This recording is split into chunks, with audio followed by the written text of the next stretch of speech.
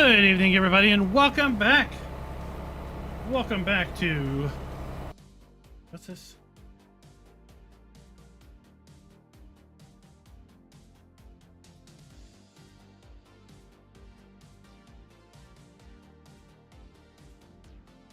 I don't know what that means.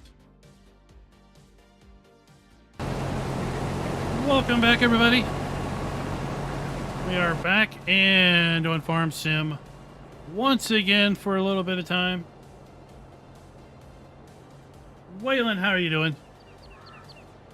How you doing, sir?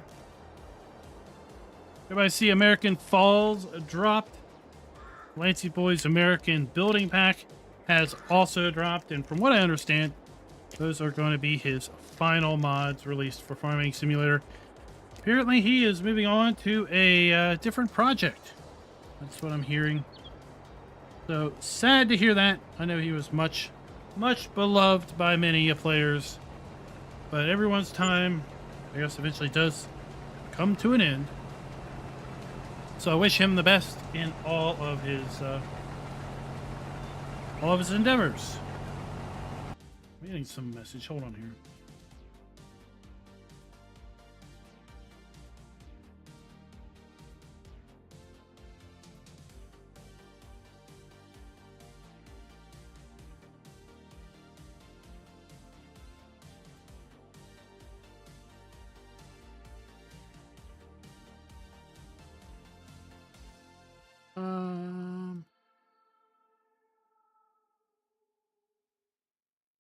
I don't know. Is it coming across okay? Now it says excellent. Okay. We'll just go with it. Sean, welcome. Snowman32. How are you doing?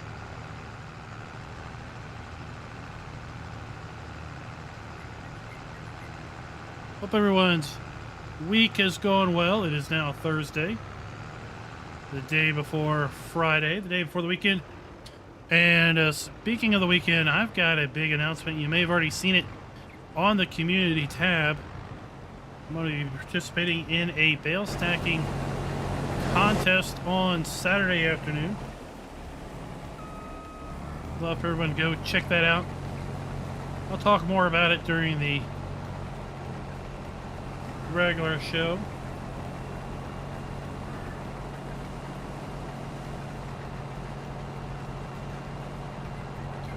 Fine Persian orange tractor. What's that?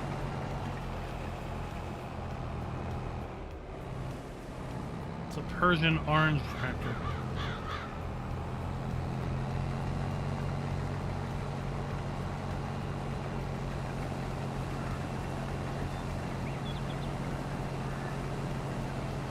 I do need to see when our sheep are going to reproduce. Sorry. I do need to see when our sheep are going to reproduce.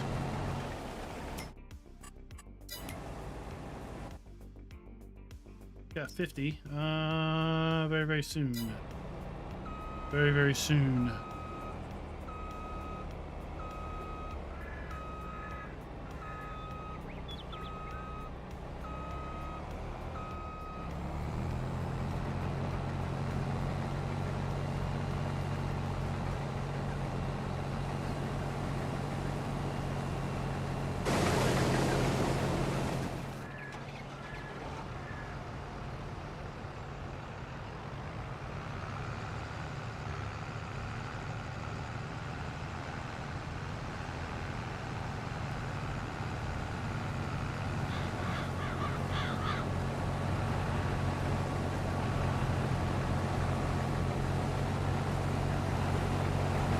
There we go. We've got 2 contracts to harvest some sorghum. We also have to get our grass cut out the farm. I think we're going to make some more silage bales out of that. And then in general, advance to October. That's our goal for the next 2 hours.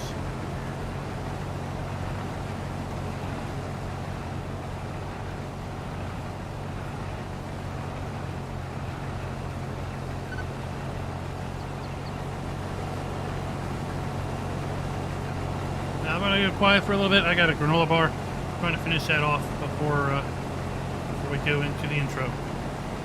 Dwayne, good evening, sir.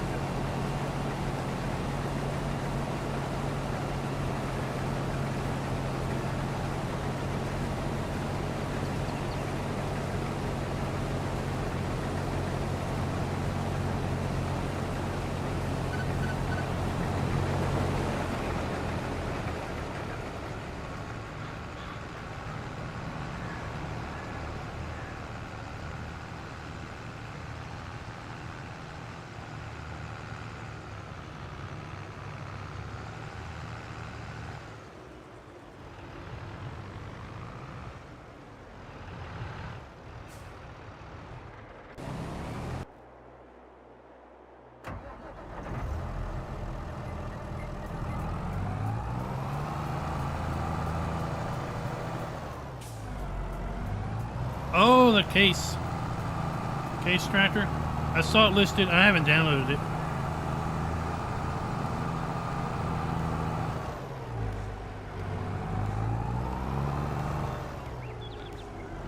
We're gonna go ahead and stage this because our cows, the first batch of cows, are about to reproduce again,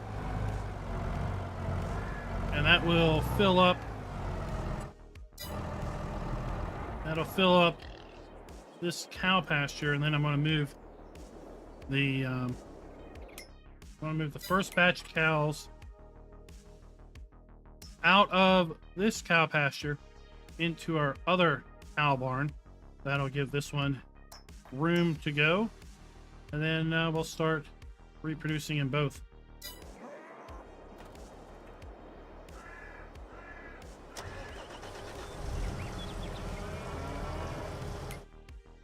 Let's go ahead and see where our dairy is looking. We might top the dairy off. See how the milk's going here.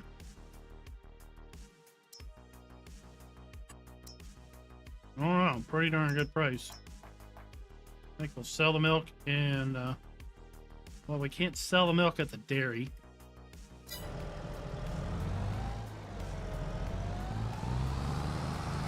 No, I wasn't staying down the dairy.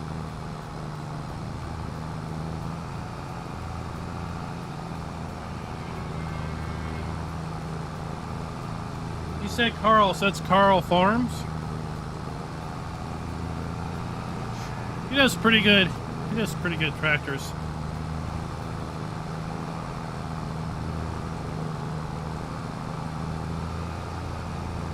If I was someone that played with a lot of mods, I could see having a fleet of his stuff.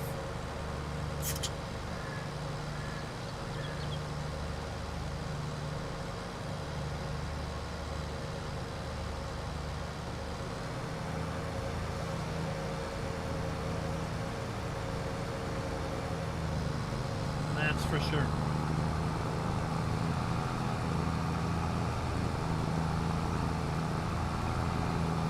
David, good morning. Good morning, sir.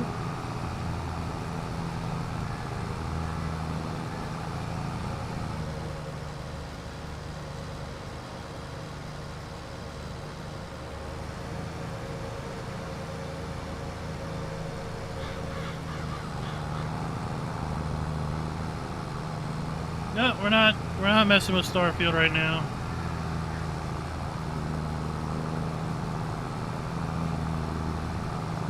Mostly, I just don't have the time to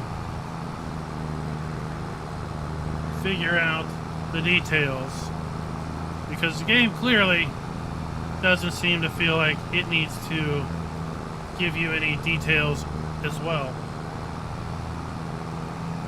Maybe if I wasn't fairly engrossed in my Baldur's Gate 3 play, then I'd be working on it, but quite honestly, I'm too drawn into other things.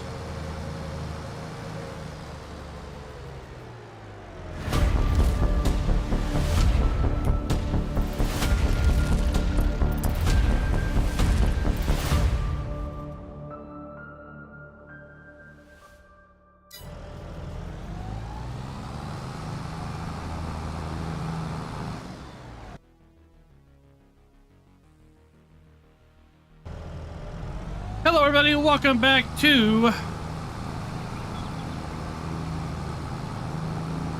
Carpathian Countryside. In our Farming Simulator gameplay, we are continuing where we left off. Last time we were here, we thought, well, maybe it'd be our final time on Carpathia because of the pending release of Starfield, and we were really looking forward to giving that a spin, which we did do on Tuesday, release day, for Starfield. We got a little bit of a late start because the game unlocked at 8 p.m. and then it had to unpack. And, well, it takes a little while to unpack 116 gig game. So we finally got that unpacked, got into playing, and, well, my plan was to literally learn to play while we were streaming it.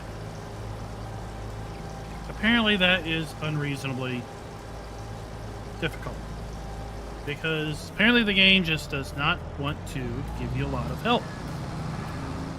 It seems to just assume that you know all of the key bindings before you even jump in to their kind of cinematic intro.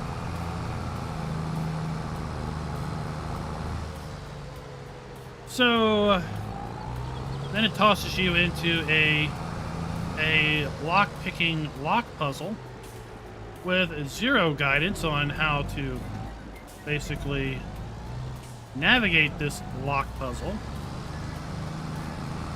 And if there's one thing that I absolutely cannot stand, I cannot stand riddles.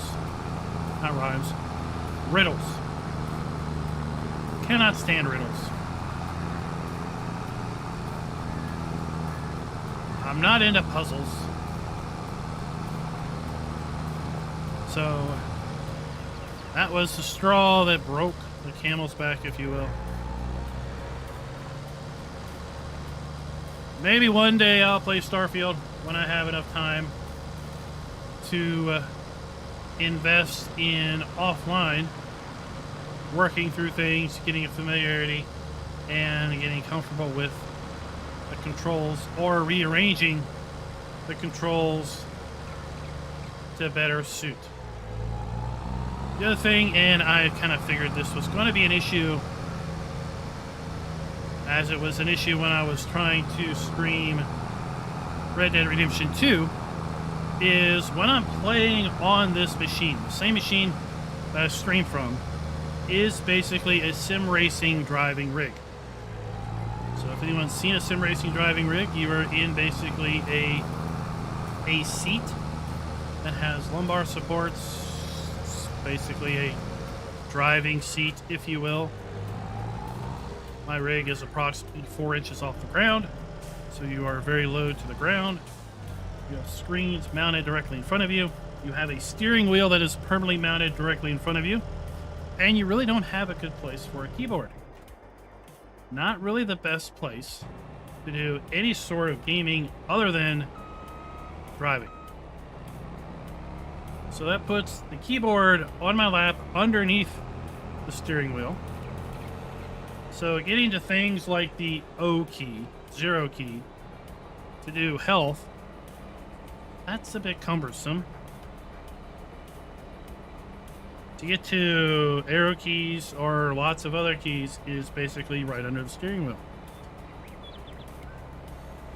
My mouse is a trackball that sits on a end table, basically a coffee end table, which is fine because I don't have a whole lot of room to move my hand left and right and around like a normal mouse. That's why I've got a trackball. That's why I'm sitting on a little coffee table. Also on that coffee table is my SideTech side panel, as well as the the Stream Deck, and a couple other things like my gifter. So I'm not really got a whole lot of space there. So putting a regular mouse there is a bit difficult, and trying to aim Try to do fine things with a trackball, and your thumb. Your thumb is not the most dexterous digit. It's kind of good for broad strokes, but it makes aiming a little bit difficult. So when you're trying to aim with a trackball, it can be a little bit more difficult. So that makes the combat a little frustrating before you even get to not knowing how to toggle your weapons, because the game didn't bother to tell you. So my other setup is a gaming laptop that's over on the regular desk. It has a traditional mouse, traditional keyboard, traditional office chair. Much more conducive to that type of gameplay. I don't stream from that system, so I'm probably going to play Starfield offline when I ever do get it back around to it. But right now, if I'm not playing Farm Sim, I literally am probably playing Baldur's Gate 3. I am deeply mentally invested in that gameplay. We've got a multiplayer gameplay that we do on Saturday nights.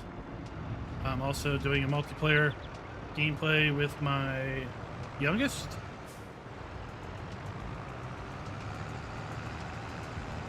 So right now, that's what's occupying my time. So we'll get back to Starfield maybe eventually, but it'll probably most likely be an offline thing when it does come back. That way I'm at a more traditional gaming setup. That will basically make it a lot easier to get to all the keys on a keyboard and a regular mouse, which will make aiming and maneuvering a bit easier as well. Richard, this is Carpathian Countryside. It's been out for quite a long time now. We've been playing on this for a few months, and we didn't get started on it when it initially released. So over at the Giants Mod Hub, available for all platforms. Orlon, what's up? Now, Myst. Yeah, Myst was revolutionary when it came out. I watched a video about Myst and how difficult it was to fit that game on a single CD. So, but that was, a beautiful game, but it was puzzles, and I just don't like puzzles. I don't want to do a crossword puzzle. I don't want to do a word match puzzle because I can't spell, and never give a word match to someone that can't spell. That's just not going to be a good time.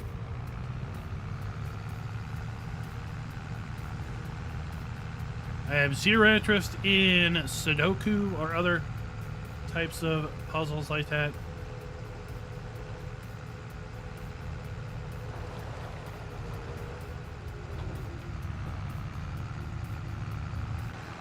So when the game decided it was going to toss me a puzzle and not give me any explanation on how I would attempt to solve the puzzle, didn't try to explain it at all, then I was done. I wasn't going to sit there live stream just staring at it, being like, I don't know what to do.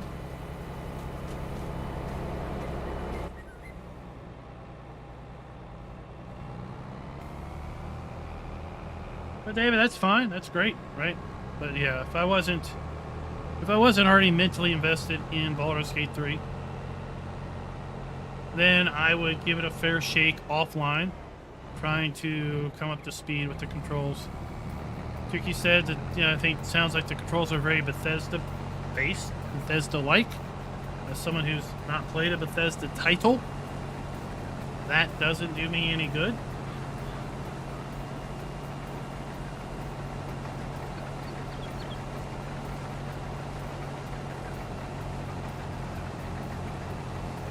Well, Richard, how do you really know when a map is final? This map has gone through one update. There was rumors that Mr. Hector was working on a PC version of this map, because this is a crossplay version. He may or may not be still working on that. I think he was going to have a butcher and have meat processing and other things. I think he ran into a lot of obstacles with giants and QA approving that type of production. So he may or may not still be working on that.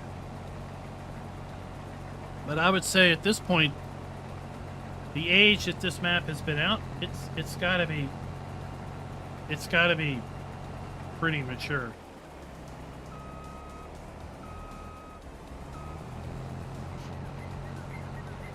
I mean, I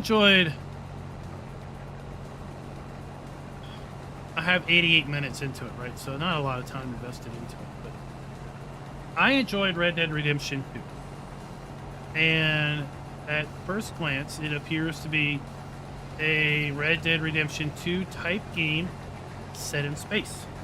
Okay, it's an RPG set in space.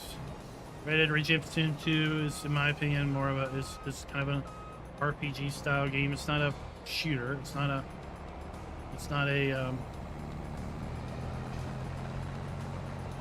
you know, something like a Fortnite or any of those where it's a play until you're the last one standing.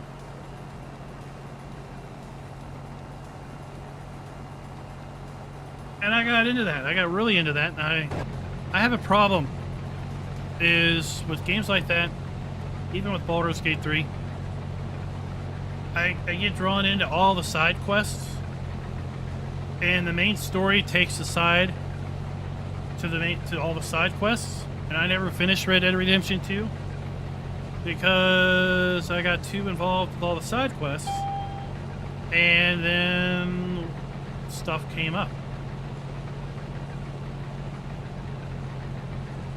And if I don't play something for a little while, I will completely forget all of the controls. So if I go back to it right now, even if I have 80 or 90 hours on it, I haven't played it in over a year. I'm gonna have to relearn all the controls again. It's not gonna be a fun experience picking up from an old save at that point. So it's like one of those things, I gotta keep doing it until I'm done. Otherwise, I'm gonna forget how the gameplay works. And then I'll literally never get back to it.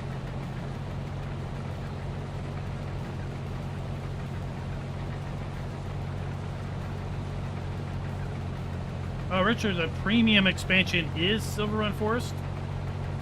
No, wait, sorry, I got that wrong. No, it's totally my fault. The platinum expansion is Silverrun Forest. The premium expansion is indeed what's coming up. Yes. That was my fault. Well, it serves different purposes. It serves different purposes to different crowd, right? So the equipment in the premium edition is looking at root crops. It's looking at adding a map for Eastern Europe. It's adding a more realistic planting and harvesting and processing equipment for the new root crops of carrots, parsnips, and red beets. It's adding some additional production in for those vegetables. I kind of call it the vegetable expansion, if you will. It's also adding some production for potatoes and other things, whereas Platinum really delve further into the forestry aspect, where we got yarders, we got you know, new ways of plant trees. We got new trees. We've got all kinds of new things. So they're very different expansions for potentially a very different audience. I personally really have no interest in doing forestry. I did a whole lot of forestry in FS17.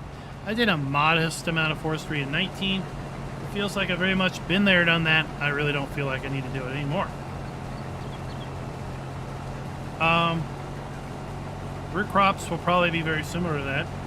Been there, did potatoes. I did sugar beets. I've done sugar cane. I've done poplar. Sugar cane and poplar are extremely time inducive. I can see carrots, red beets, and parsnips also being very time inducive, because it looks like the largest harvester we got is 4 rows, a 4-row harvester. So I could see basically a been there, done that mentality after a month or so of gameplay on that type of a map. And they say, yep, I've done it. I'm not going to do carrots or parsnips anymore until I have to do it for some production requirement or an animal feed requirement.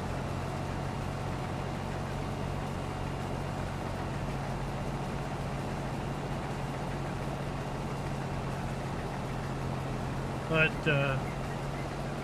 the thing I use most out of the Platinum expansion, of all of this machinery, the one thing that I use the most, or have used the most so far, and likely will continue to use the most so far, are right here. These Volvo wheel loaders. They are absolutely outstanding when it comes to doing silage work, because they've got a massive bucket capacity.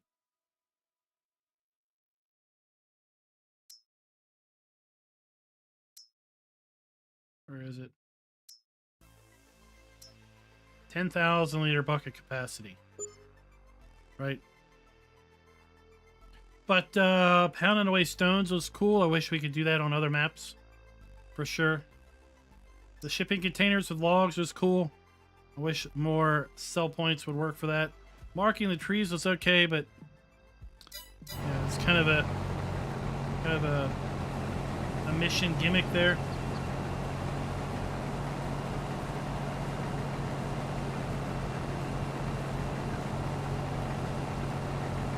Artemis, what's up? What is up? Well, we'll eventually start getting fact sheets for that. First, we have to get through the Oxbow release. Oxbow's releasing on September, what's it, 19th. So,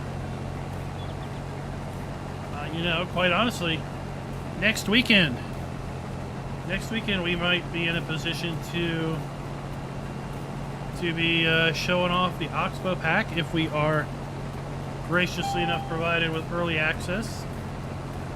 I don't know any reason why we wouldn't, but I try to never assume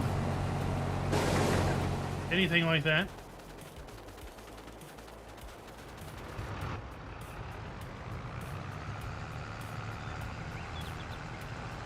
Delilah, good evening. Good evening. And yesterday we had the kind of official Giants announcement. We've talked about it already.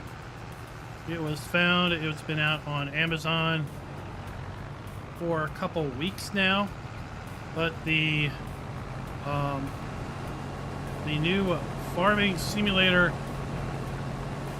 controls pack is coming in November, right after the release of Premium.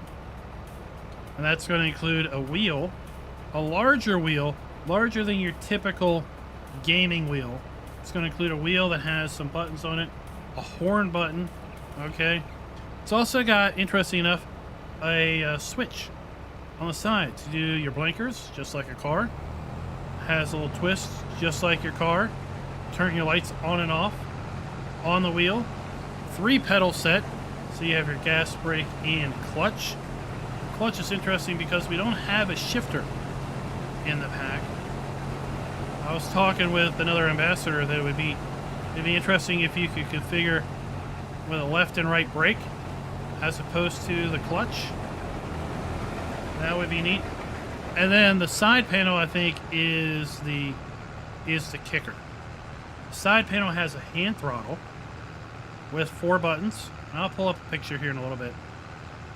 It also has a full-size joystick that has your up, down, left, right, and twist controls, as well as several buttons and toggles and things.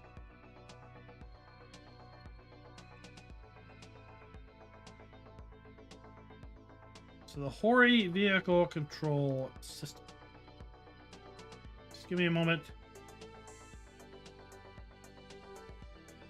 to get this pulled up.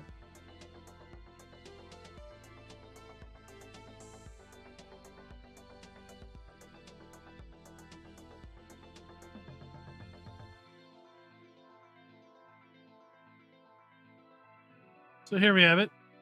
So we've got the wheel, we've got a knob, got some buttons. Right here we have that switch for blinkers and turning our lights on and off. We have the 3 pedals. Then we have the side panel, which includes a hand throttle, 4 buttons, full-size joystick. We get left, right, forward, back, and twist. Got some more buttons here. We got buttons, we've got a knob, very similar to the Logitech side panel.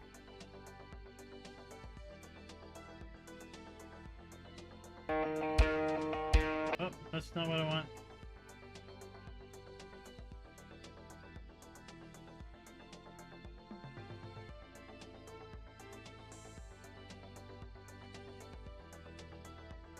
So we can watch this video showing it off.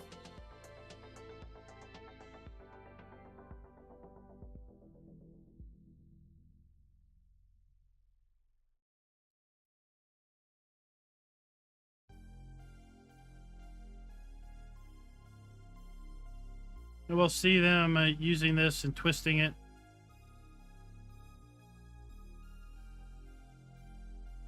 So that's going to do our lights, turn signals. Right, we got a little knob to make it easier to steer. It's also rotated up, more of a vertical orientation as opposed to typical steering wheels are more, you know, fade up, face on.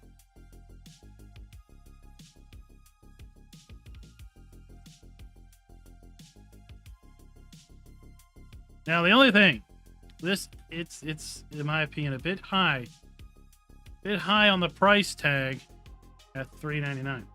We'll have to see. I did send a message out to Hori and basically offered that if they'd be willing to send me a review copy, I'll be more than happy to give them a hardware review of it based on my years of farming simulator content and everything, and I can compare it to the 2 wheels that I've had before. Knowing, of course, though, those are more sim racing style wheels, whereas this is a completely kind of different purpose-built wheel.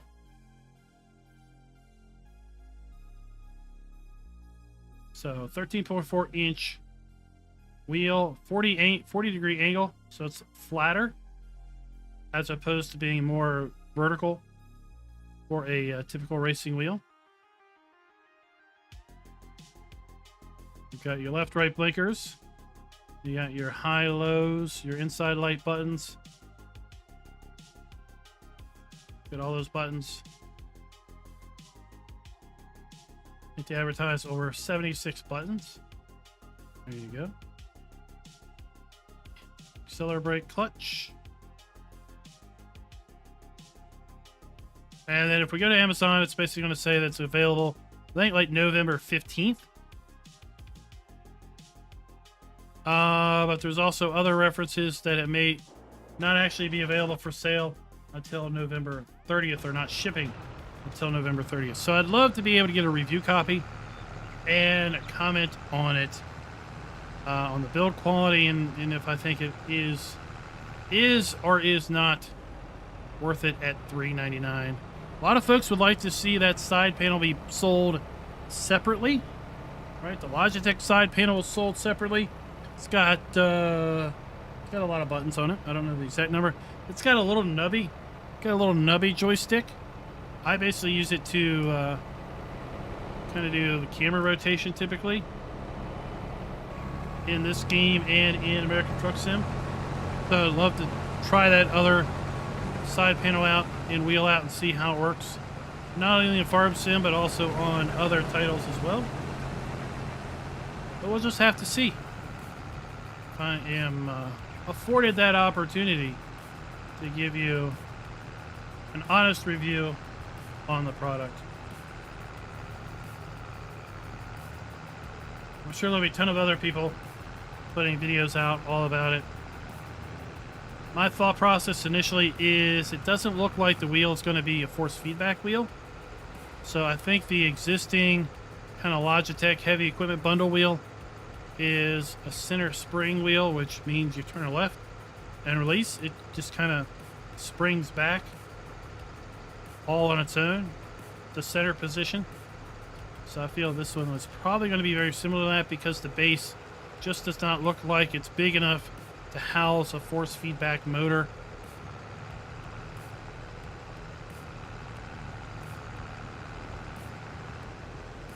Uh-oh.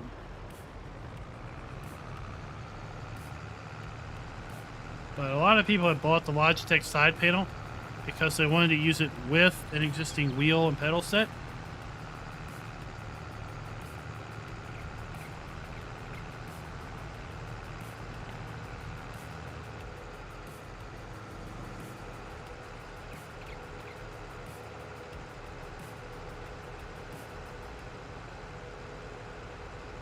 And the Logitech stuff is very universal. Just comes up as a kind of a game controller, and you can program it in ATS, you can program it in Farm Sim, you can program it in ETS. Just about anything that has the ability to kind of program your controls, you're going to be able to program the Logitech side panel. And that's what I want to see with respect to the Hori side panel.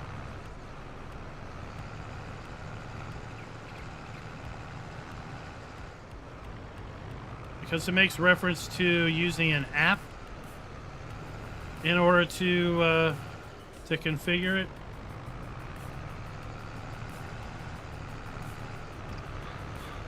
And I want to see if the app is similar to the Logitech Profiler. Henrik, I'm trying to read chat and drive at the same time.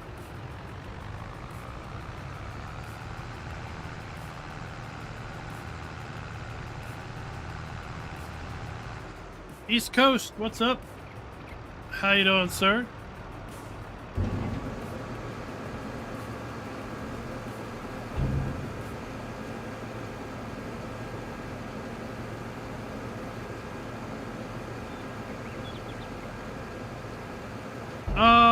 One little. I would say you probably need to be asking Sony and Microsoft that question, as opposed to Hori.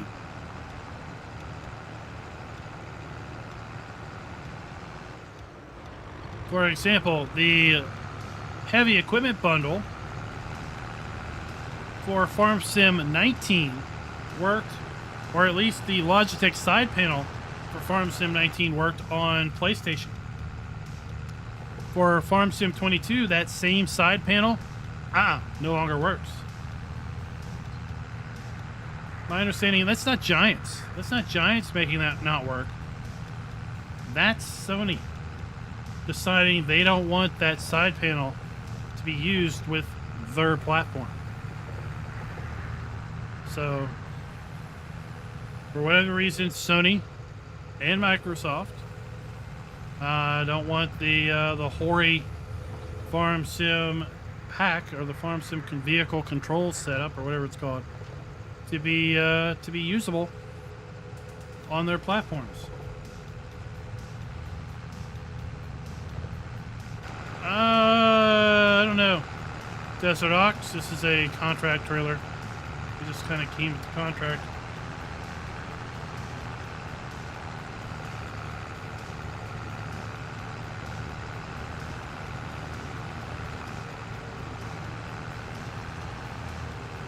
My thoughts, one little, is that Sony or Microsoft want to sell you a first-party controller versus letting you have access to a third-party controller.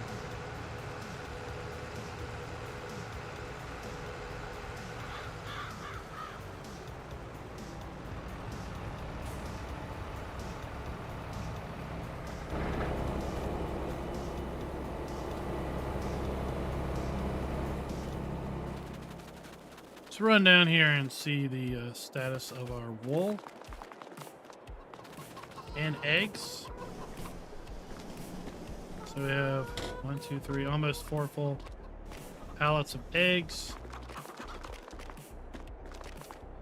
1, 2, 3, almost 4 full pallets of wool. Okay.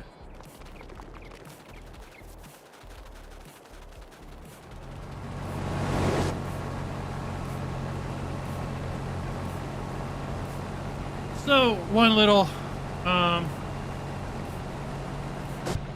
something I would suggest, and something that really opened my eyes up to how these companies think, is there's a book out there called Console Wars. Console Wars. Okay, let me type that in chat. Sometimes I know I'm not clear.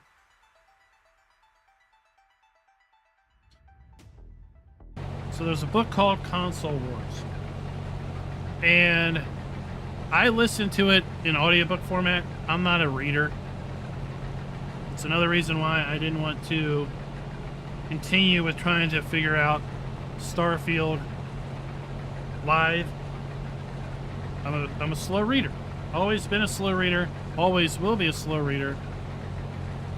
And I'm a little self-conscious of that, and I'd rather not have you all sit around and wait while I'm trying to read something, right? So typically when something comes up on the screen, I kind of look at it fast and try to get the gist of it and then move on. So I listen to audiobooks. So that book walks you through the console wars of the 90s with respect to Nintendo and Sega Genesis. So it's really eye-opening, the mind thought of Nintendo back in the late 80s, early 90s.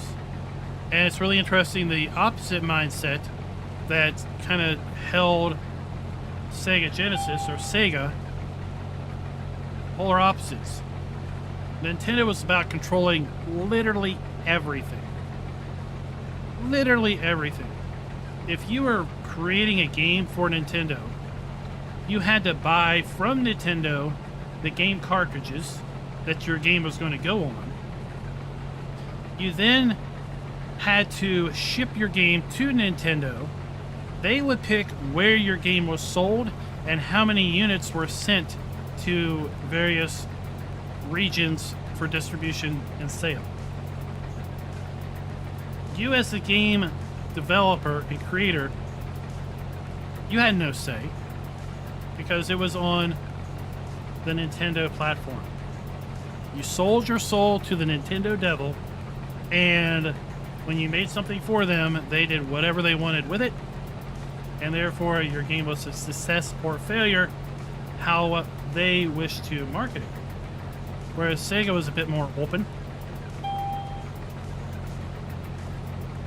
And in fact, anyone that knows kind of Sega Genesis game cartridges knows that the Electronic Arts game cartridges, they were a little bit different than typical Sega game cartridges.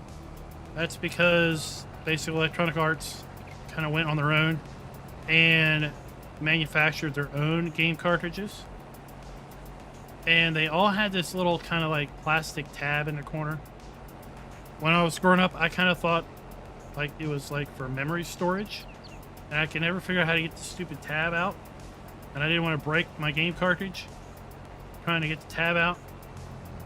But it turns out it didn't hold anything. It was just kind of there for to kind of delineate their cartridges from others. But at any rate, it really helps you kind of get an understanding.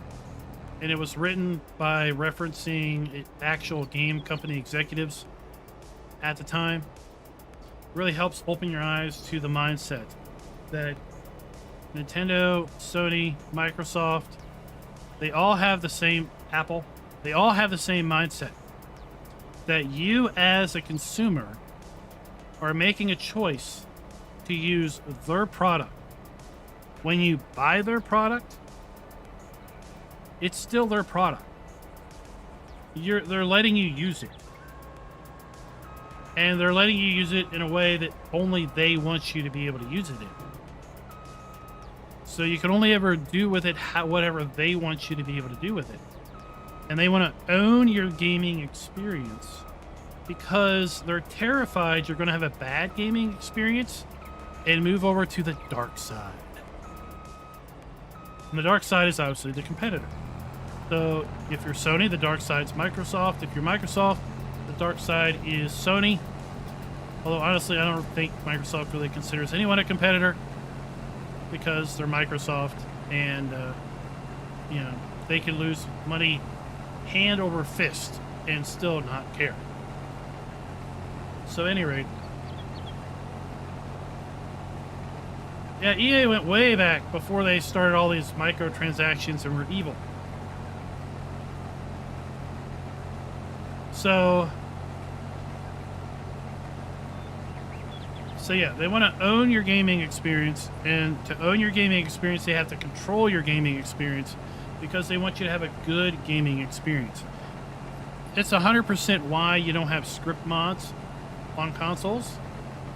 Sony doesn't want you to run scripts on their product because that could break their product. That could give you a bad gaming experience. And you're not going to say, oh, well, I added this script mod and now my gameplay is awful. It must be that script mod. No. Players are going to be like, my game sucks now and it's PlayStation's fault. And therefore, I'm going to go buy an Xbox because I won't have this problem. Right? They lost you. That's why there still are somewhat software exclusives, game exclusives. Right? If you want to play X title, you have to buy a PlayStation. If you don't own a PlayStation, you're never going to be able to play that title. If you want to play anything Mario, you have to own a Nintendo. Nintendo Switch, Nintendo anything, right? They will hold their intellectual property till their dying day and never release it to anybody. So if you never owned a Nintendo, or you never had the privilege of being able to have a friend that had a Nintendo, then you were never able to play anything Mario growing up. Anything Zelda. Although I think Zelda's now maybe a little bit more open. Maybe.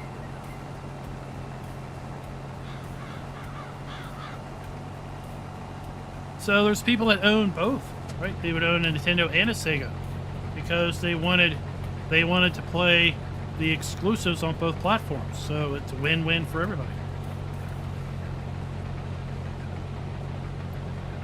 So that's kind of the mindset controlling every aspect of your gameplay. It's why you probably won't see that controller be released or be available for a console. Maybe that'll change. I don't know. From what I understand, the reason the Logitech side panel worked in FS19 is somebody forgot to remove the code.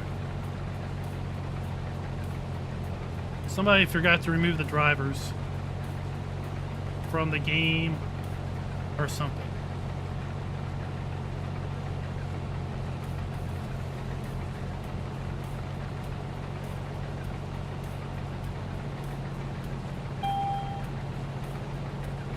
Oh, East Coast. Everything's expensive now, right? Everything's expensive now. Well, I think you could probably still land a fairly decent gaming PC. But it's still going to be more than a console. Right?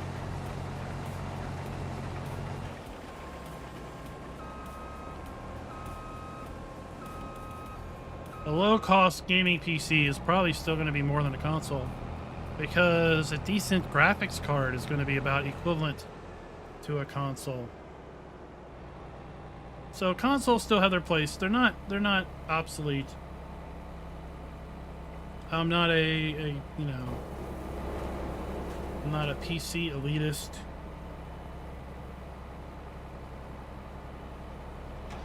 I don't have a console that I use. I bought an Xbox Series X for my daughter. She used it very little. Pretty frustrating. My son has a Switch. He uses the Xbox every little bit. But I went to PAX East. If you've been following the channel, you know I went to PAX East back in March. And nearly every title that was at PAX East was PC based. So I gave him my old gaming laptop. I upgraded my gaming laptop, and I gave him my old gaming laptop. And now he's in PC gaming. He's doing the Switch gaming. But for me, I don't want to be limited by the consoles. But to have their place, if you want to just come home from school, from a busy day at work, and you want to just sit at the couch, turn on the console, and you just want to play, you're probably going to get exactly that experience. You're just going to be able to sit back, relax, play whatever game you want to play, and when you're done playing, you shut it off, you go to bed, wash, rinse, and repeat for years, right? If you're on PC, you come home, eat dinner, you sit down, you turn the PC on, you play your game, you go to bed. The next day, you do the same, you turn your PC on, and the game that ran just fine yesterday suddenly doesn't run as well. Well, it turns out that there was an update that happened, and that affected your sound, and now you gotta figure out why your sound's not coming out of your speakers the way it was the day before. And then you figure that out, and then you can play your game, right? Then 2 or 3 weeks later, then something else isn't working the way it was the day before because something else changed, right? So while you have that flexibility of literally being able to play nearly anything and having access to literally thousands of controllers, endless configurations, you have the prospect of the brand new game that you just bought. Starfield's a great example because it's got very high requirements. The game you just bought may not play very well on your PC, but the game you buy, other than Cyberpunk, the game you buy on a console is going to play within the standards that Sony and Microsoft has set forth on all consoles, because all PS5s are the same. Whereas no two computers are exactly the same, theoretically, right? Endless configurations. So if you want an open gaming experience that isn't always going to guarantee to work every time, PC. If you want to just sit back, relax, I just want to play the game and not have to figure things out, then there's console. So PC Master Race, that's not me. Pick the format that works best for you. Favorite Farming, good evening, sir. How are you doing today? How are things? I see you are going to be participating in the G Portal bale stacking, did I not? Did I not see your name in the EU bracket?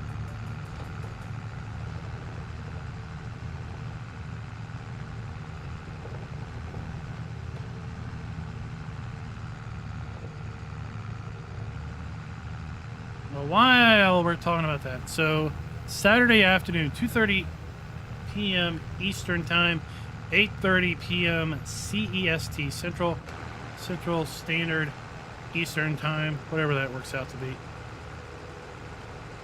G-Portal is putting on a partner bale stacking contest. There are 9 US partners, 9 EU partners that are all in a bracket.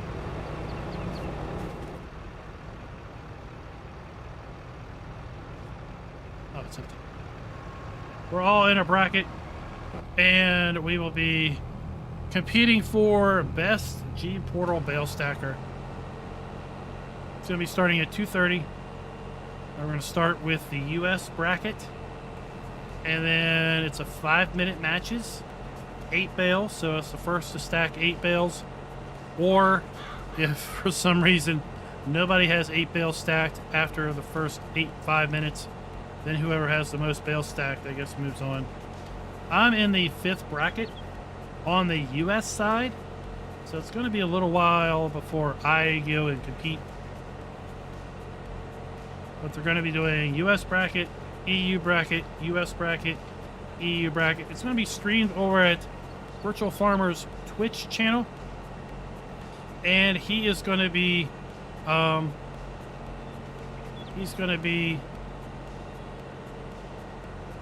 commentating. He's going to be providing the color commentary for the event, as well as someone for whom I am forgetting the name of right now. So I'll be posting more information on the community tab soon about that.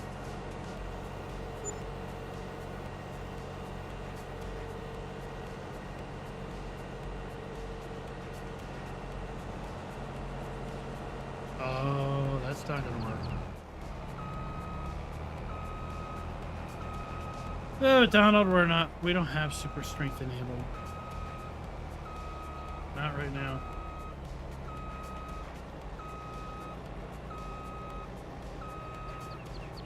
So if you want to see some comical bale stacking, it's definitely worth checking that out. Yeah, I gotta get over to field 22. Are you kidding me? Insane traffic. Alright, we're just gonna drive through the field because we don't care.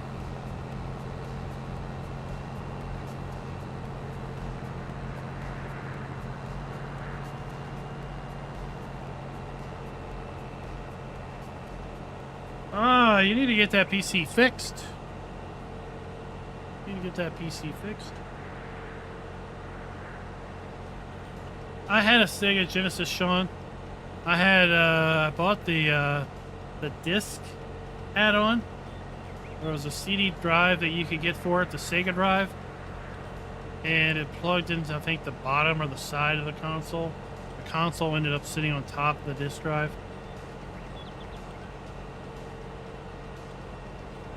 They had you know, various games that were available on cartridge, and then they started having games available on disc. And the disc-based games, right, they could be different format. There was this interesting disc game where it was like a slumber party, and for whatever reason, the slumber party was being invaded by masked ninjas. and the premise was you like operated a security system at this house, and you had a toggle between all the cameras, and it was live action, so it was real video, and you had a toggle between all the cameras, and you had to basically catch all these ninjas before they could abduct the slumber party participants.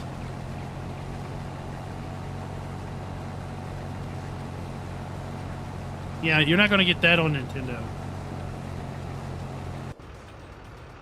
So go ahead off to your truck. Get home, relax.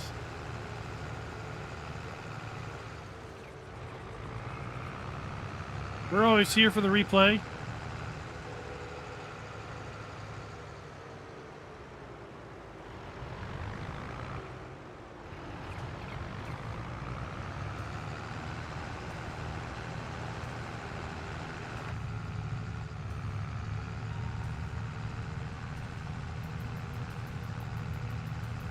We're always here.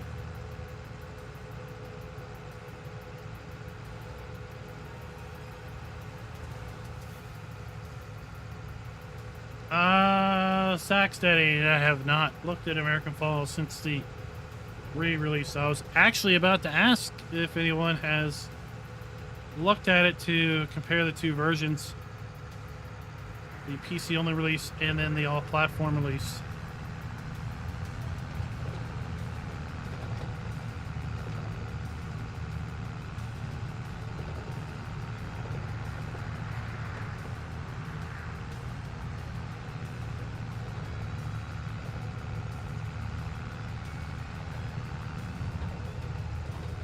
Let's just, we're the destroyer of signs.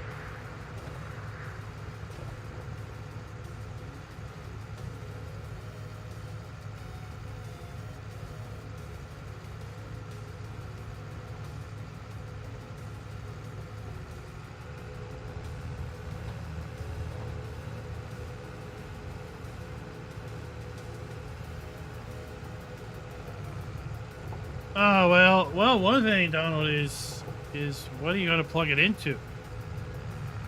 Modern day TVs don't have those analog inputs.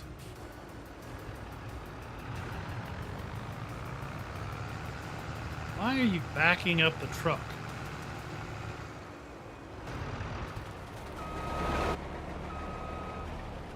So it can be difficult to come across a modern day device that has the appropriate inputs.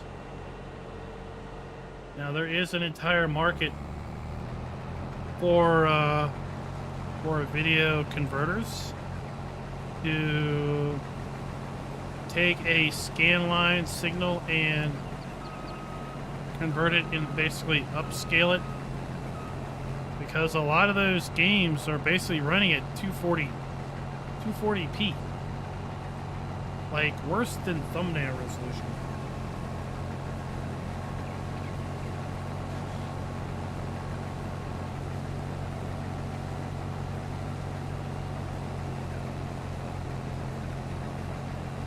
Yes, there are adapters.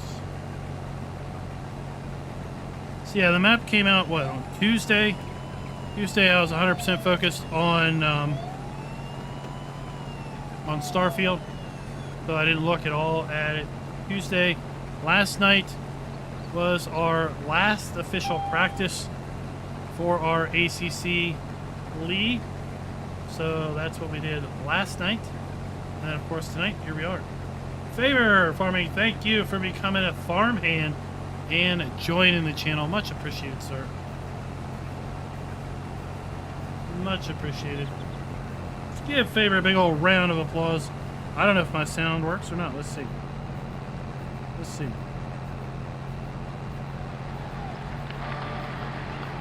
There we go. That worked. A rejoin. That'll work even better.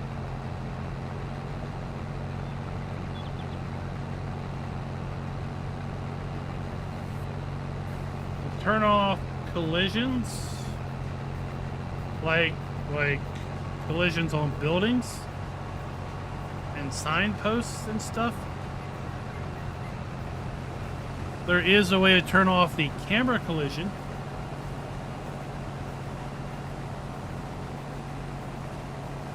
In fact, we have that typically turned off all the time.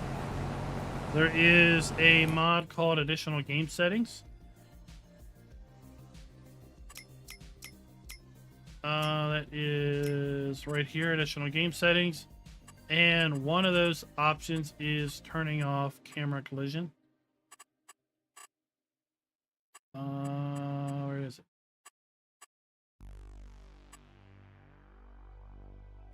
Camera collision adjustment on or off. I typically always have it off.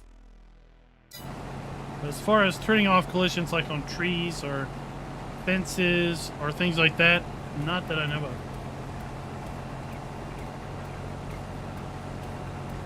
Timon, welcome back. I think you've been back. You've been here before. Welcome back to the channel. Hope you are enjoying it.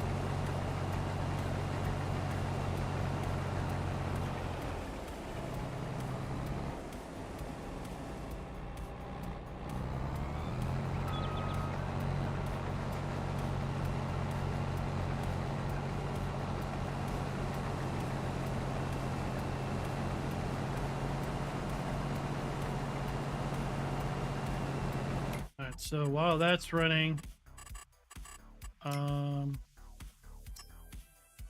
so this I can't collect this money because I'm using that equipment.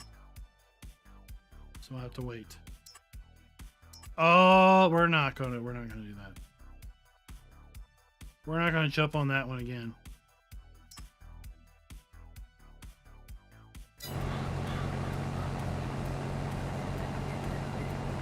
But I do need to do some mowing on my own field after we get this one done.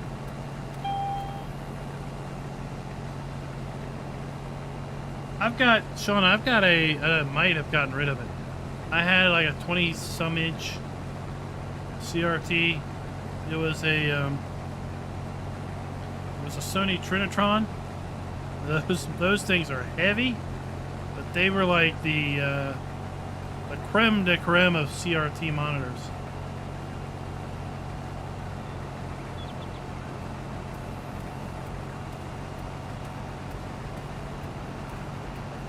The Trinitron had two little thin lines, about a quarter of the way down from the top and about a quarter way up from the bottom. And those little thin lines, you couldn't get rid of them. And the reason they were there is because they were basically the wire, the two wires that were like holding the inside of the projection tube or whatever. That's how you could tell if you were looking at a Trinitron display or not, but they were crisp.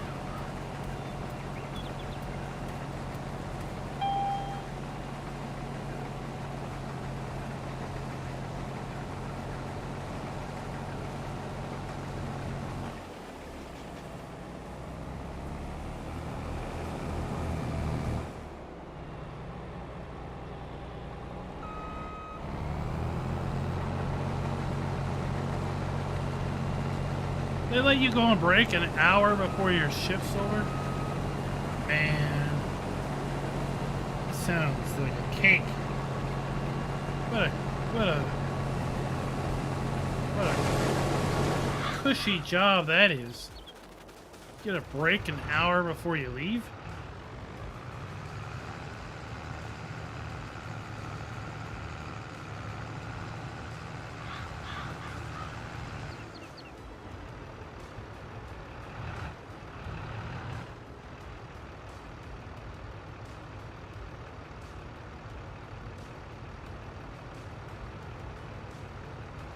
Oh, he must have already left. I thought that for sure that would send off a flurry of messages.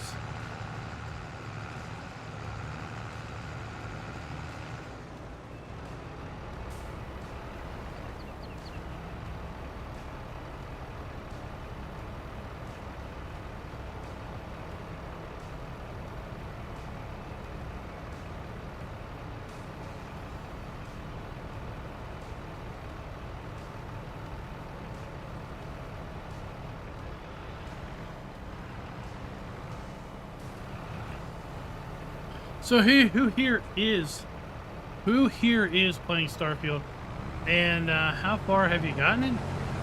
And what do you think?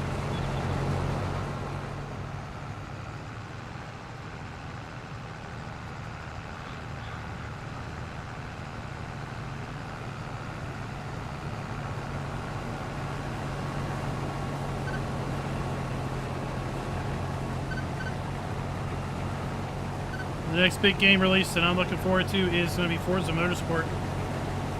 Looking forward to get into that and giving it a go. We're going to be doing multiplayer on that on Fridays once it releases.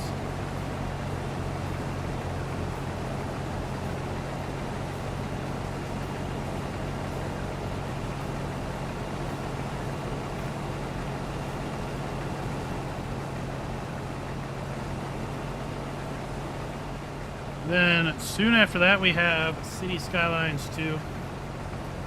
And then soon after that we're going to have Premium drop for Farm Sim. And then before you know it, the year's over.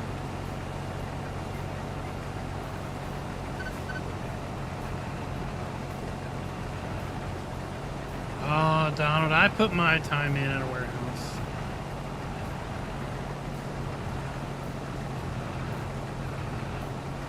I used to work at an air conditioning warehouse, and no, the warehouse was not air conditioned. It was a warehouse for air conditioning equipment.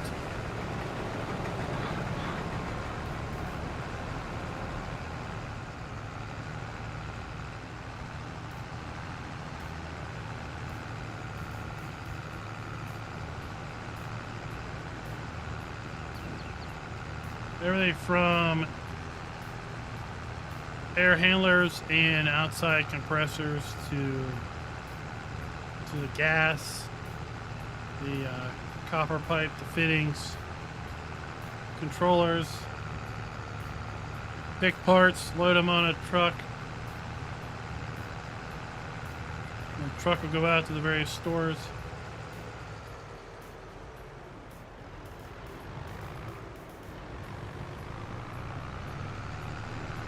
I'll probably be pre-ordering Forza maybe next week. September is a 3 payday work month for me. It's nice getting paid every other week because it means 2 months out of the year you get 3 checks. Right? It's like a little bonus. It is pricey. It is pricey indeed. Forza Horizon was pricey as well. I had, let's see how many hours I have on that.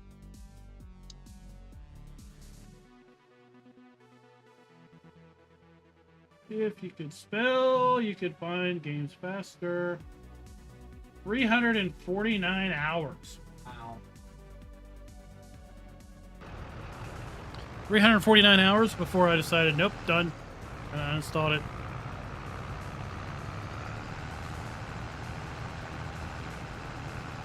So I expect a similar amount of time to be put into motorsport.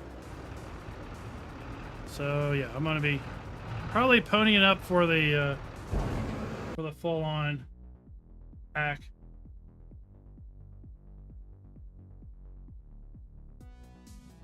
Let's see. Forza Motorsport. Let's see here. I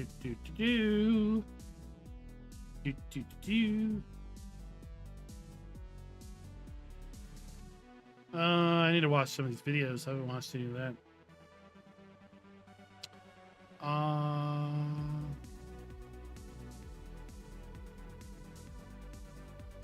So we have $69.99 for the standard edition. The deluxe bundle is $89.99, and then the premium edition is $99.99, $100. Right. So what do you get? What are the differences? Where's the comparison?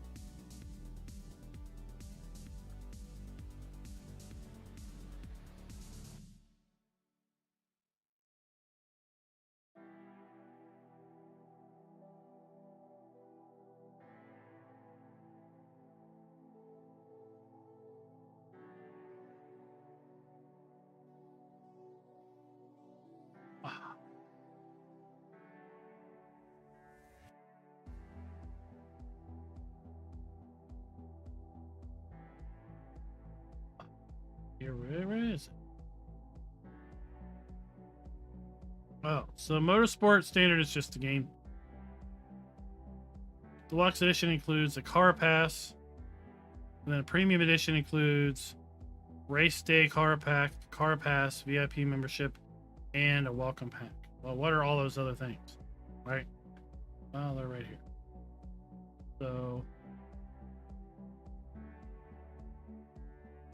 So we have, so it's the Race Day car pack includes 1, 2, 3,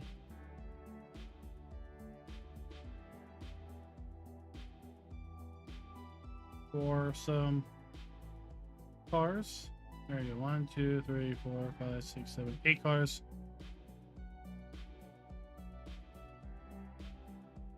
And then you have VIP membership, which is, I don't know, gives you some junk. Permanent 2x boost on credits, so credits go better. Welcome pack includes, guess what? Some money, some unlocks, some cars. It's a car collecting game at heart. And then you have car pass. It's basically like 30 some cars delivered one a week for the first 30 weeks or something. 30 extra cars, yep. But I put plenty of time in, so no doubt I'll get my benchmark of $1 an hour or more.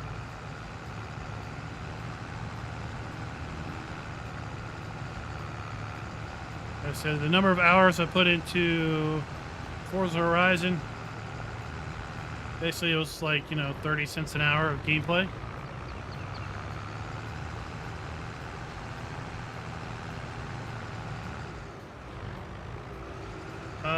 Sax Daddy, what's Angler? I have no idea what that is.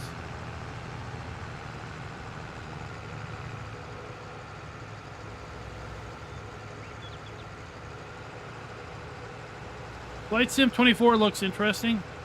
I am interested in that a little bit. I'm mostly interested in that because of what looks like the new gameplay mechanic of the career path. I wasn't really into Flight Sim when it was literally just a sandbox. You load the game up, you pick your airplane, you pick your starting point, you pick your destination, and you go off and fly. I want to have a little bit more reason for booting it up other than just wanting to fly somewhere. Right? I want to have a career progression. I've not seen it, Sax Daddy. So I have no opinion of it.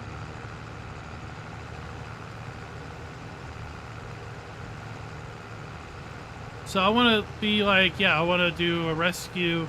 I want to rescue helicopter pilot. So I want to be able to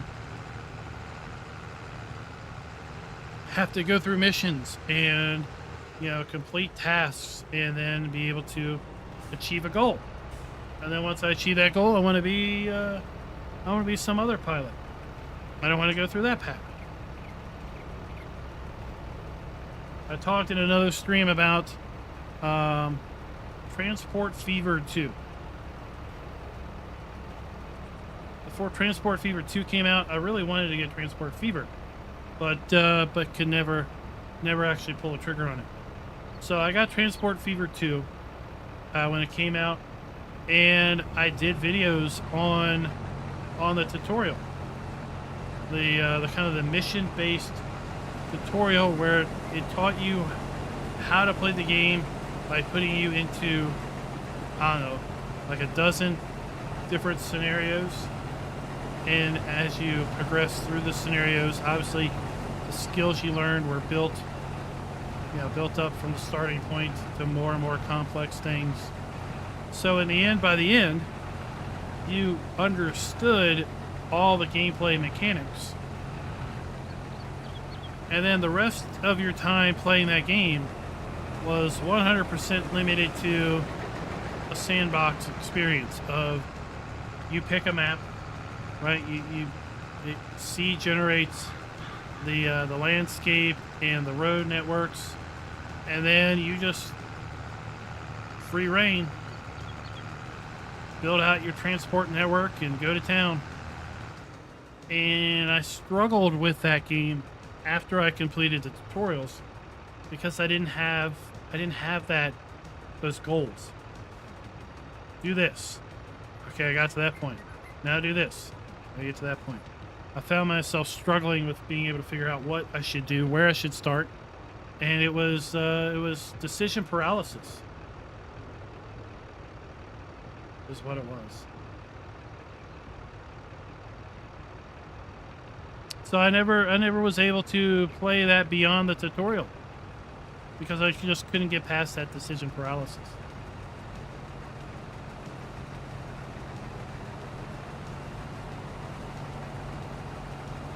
I think that's what I would have with Flight Sim. Is basically, well, I don't know which plane to pick. Maybe I just start from the top. I don't know where I want to go or where I want to go from.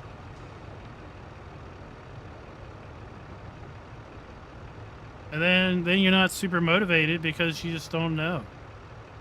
Yeah, I don't know. Maybe someone pick it for me.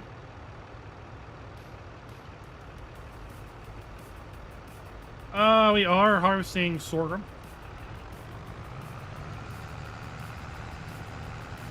We're on some contract-based work.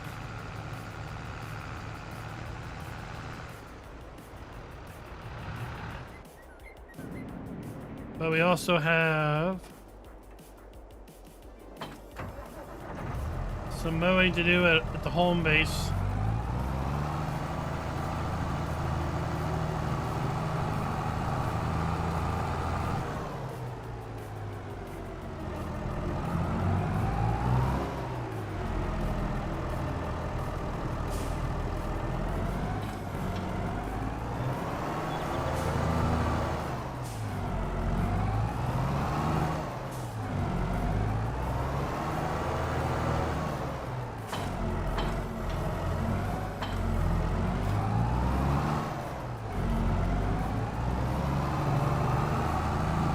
Head out. Yeah, crop dusting would be a cool job to get.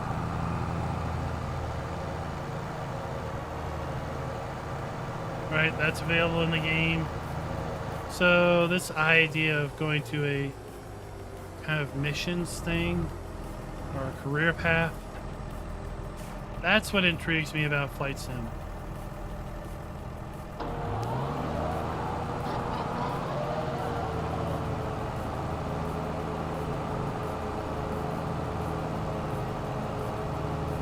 Gives you more for a reason to do something. And speaking of that, I would be remiss if we didn't talk about our farm errands for the night. This video is brought to you by Aaron Gearlings and Stewie Norfolk. Thank you for being farm barons.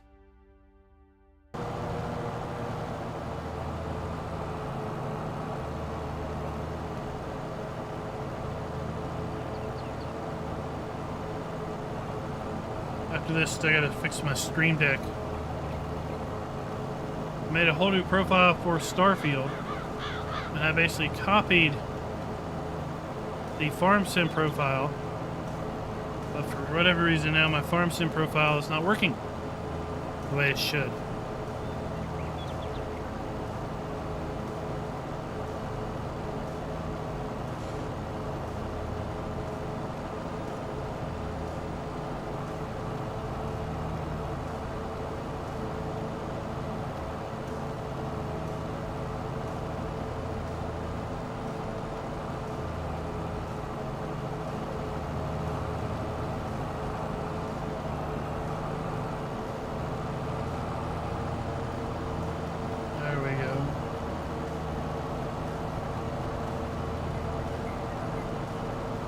That's a quick produce truck.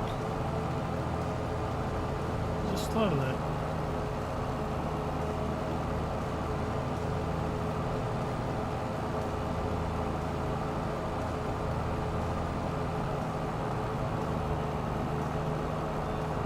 Must have been a small order.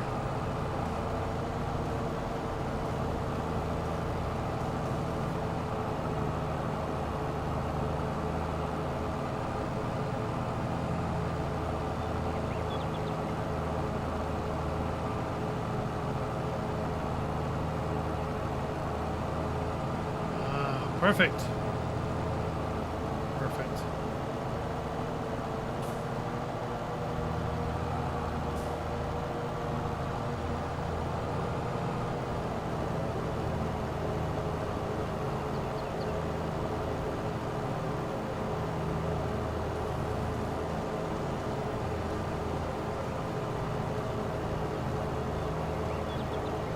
Like I said, I think we're going to make silage bales out of this. We have about the same number of silage and hay bales, but hay bales are 1,000 liters larger. So we might as well do another silage run.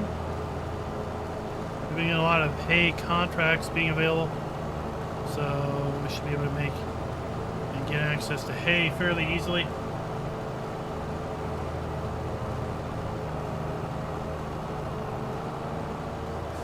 Tricky, don't they come? I thought produce at your store comes pre-bruised.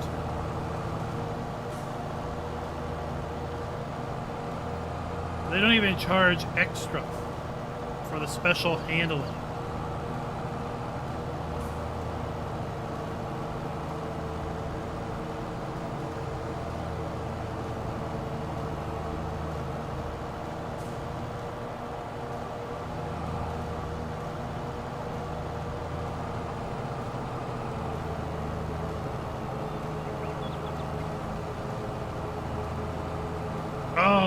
Just like ups, yeah.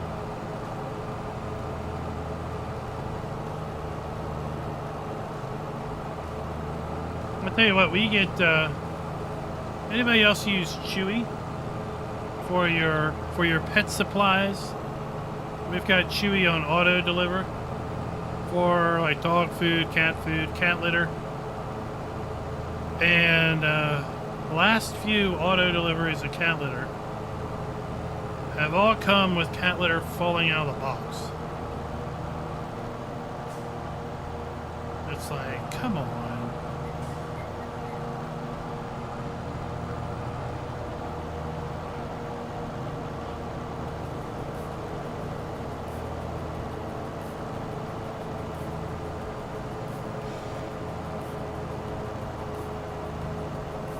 Let me guess, the other one that you buy from that has better customer support, they're more expensive.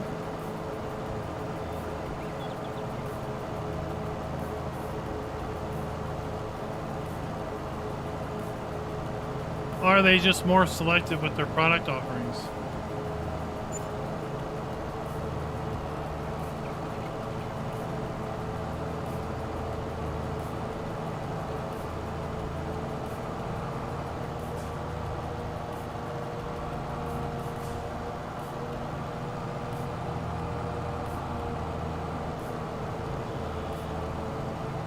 Yeah, because if they weren't more expensive, then you just kick your main distributor to the can and say, no, we're done with you, buddy. You're not the only one in town. We have less shrinkage, less waste from them because things come not damaged.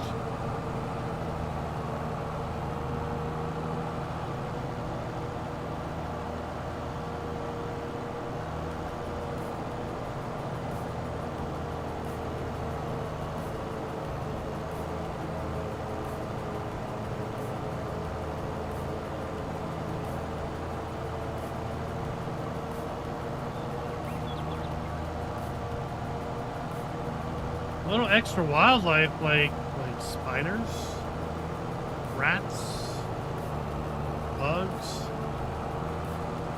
monkeys.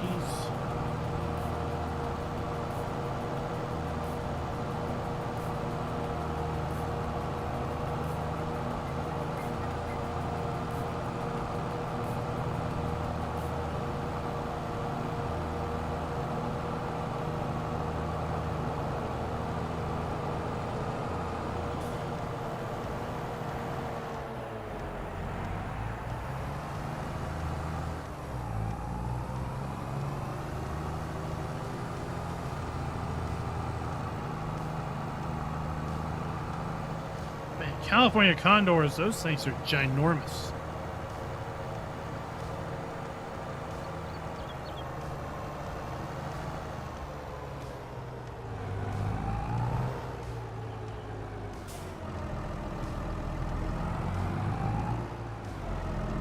Are they alive, or can you just slap them in the meat counter as an exotic meal for the day?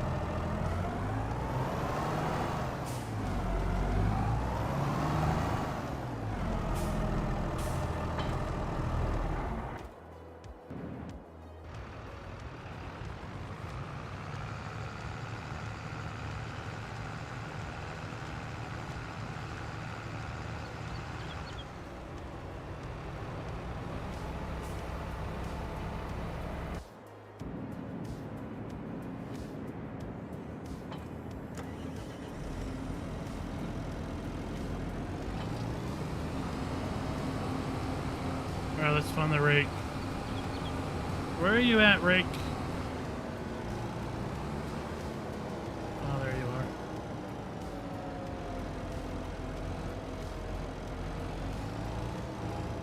Found you.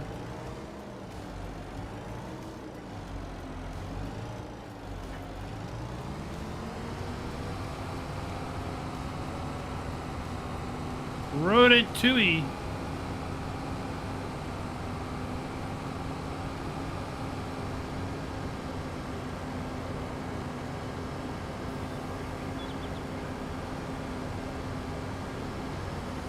Oh, are they standing up on a chair? Tuki?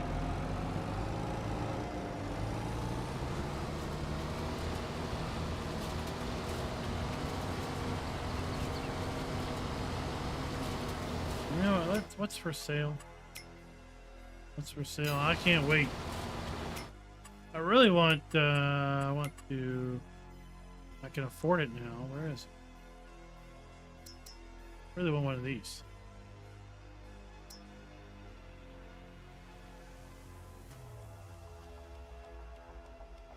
I can afford it now. Let's do it.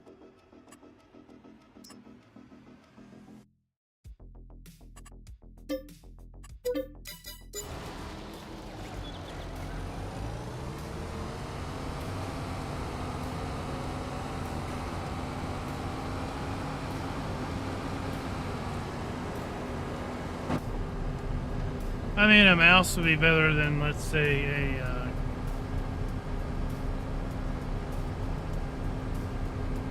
raccoon.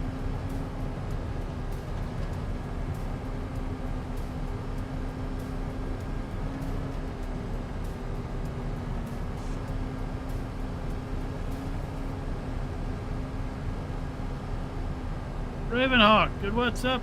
Good evening. We're just enjoying ourselves, chilling out, doing a little farming.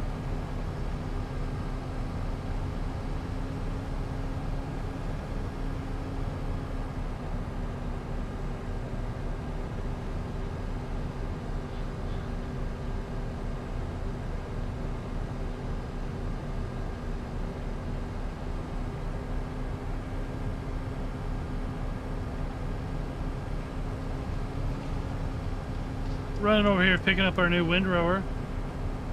One of the hay and forage pack windrowers.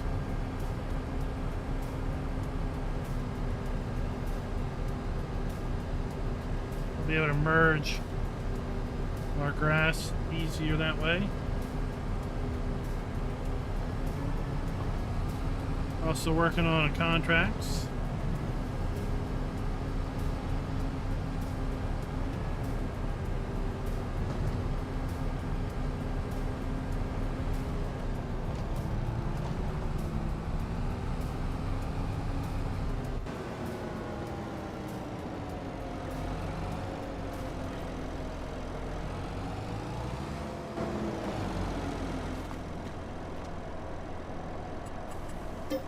I want to repaint. I want to sell it.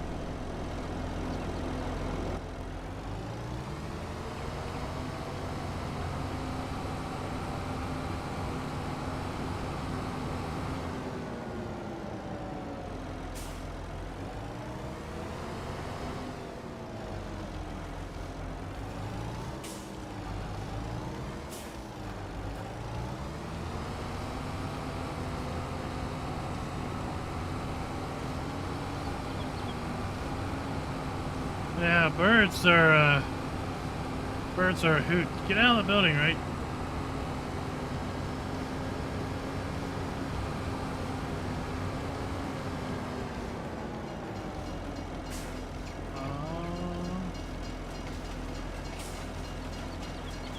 Saved by the drop feed.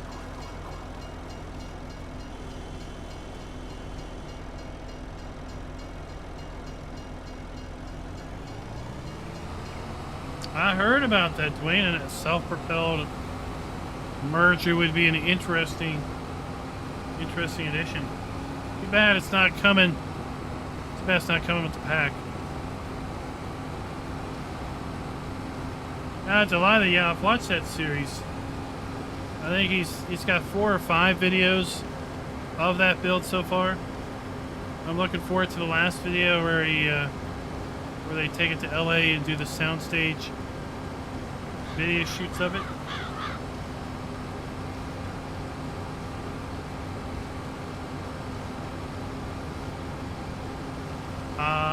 They like your dumpster.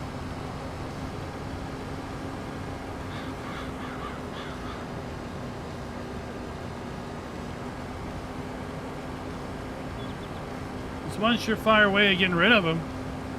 It involves gasoline.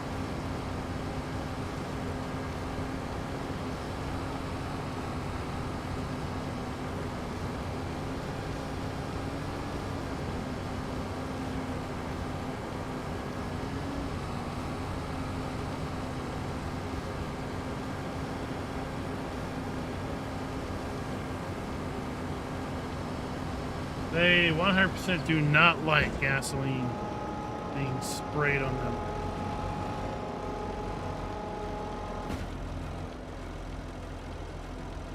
Here we go.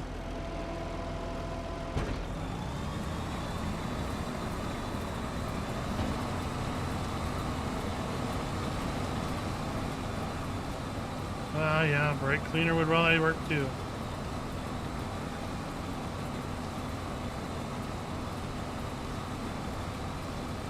Oh, you haven't seen nothing, Ravenhawk.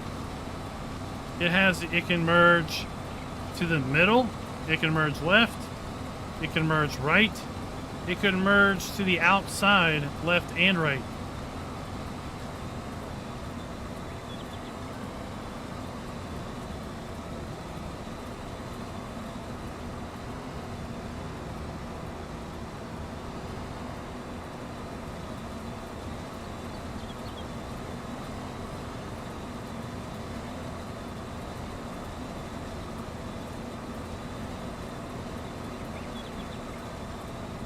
So this is part of the hay and forage pack.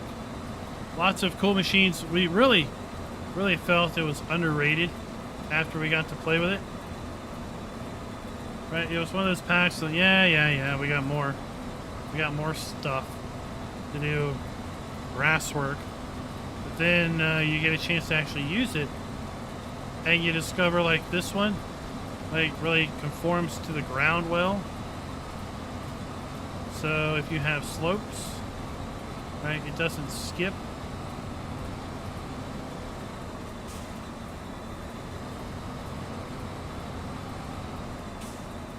And if you look, right, so now we're merging to the left. Now we're merging to the right. Now we're merging outside. Now we're merging to the middle. And we're merging back to the left again.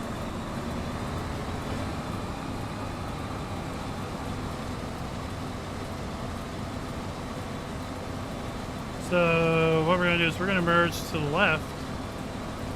And then I'm going to switch it to merge to the right. And make a loop. Look at that. There we're merging, right? We're not missing any product. Conforms well to the environment. And so now I shifted it to merge to the right.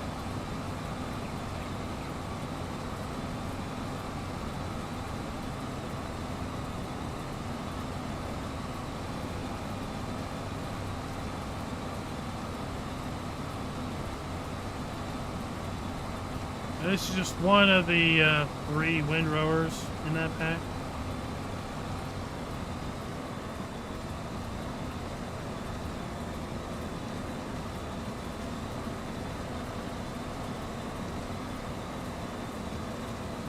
Mr. Floof, welcome. Welcome. I thought you had the Year 2 Season Pass, Ravenhawk. Did you not pick up the Year 2 pass?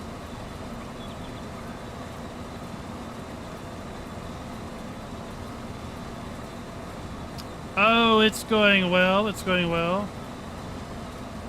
Oh, okay. Well, we now know everything that's going to be released in the Year 2 pass. Does that work? No. Okay. So, if you were waiting, you now know what's available. You can make that decision for yourself as to if it's, you know, if it's worth it or not.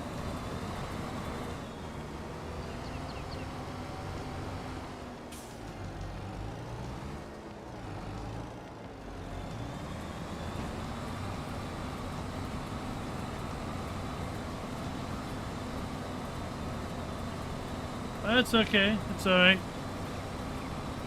It'll always be available, right? It's not like it's going to go anywhere.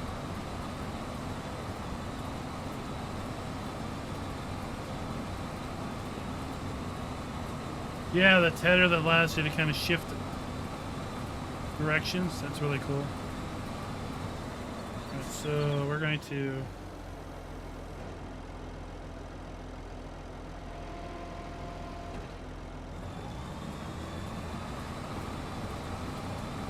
ship it back to the left again.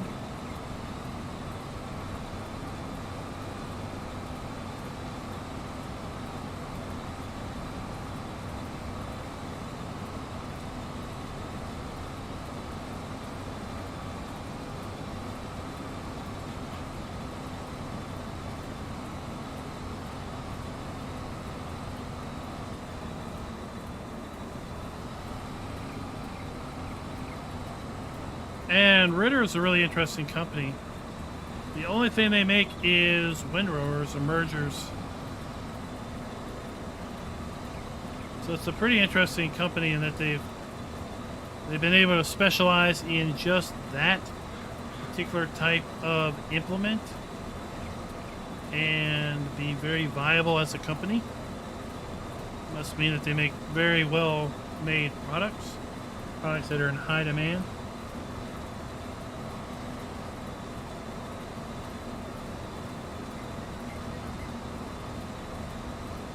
I do think, though, sadly, that they are European-based without a distributor here in the States.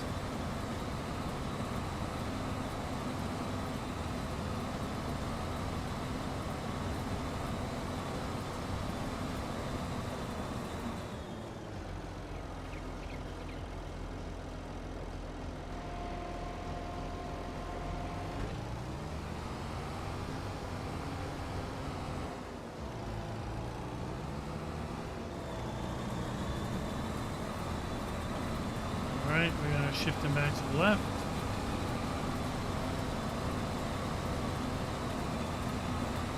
Next month is October, so you'll still be 1 month early for premium. You'll be all set if you pick the Year 2 pass up then. So you'll have it when premium comes out.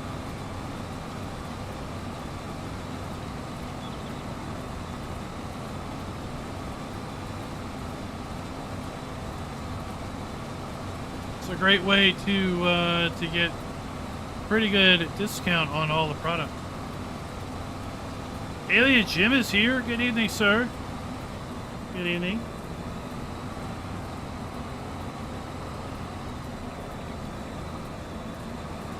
How are things going for you? Going well, I hope.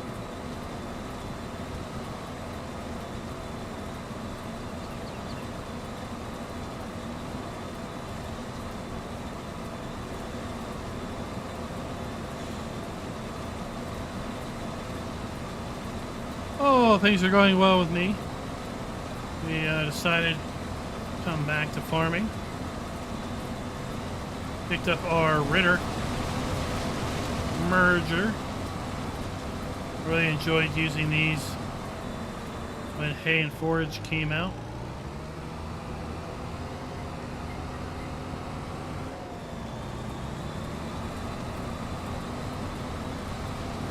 Couldn't afford them earlier on, but now we got some good cash flow coming in.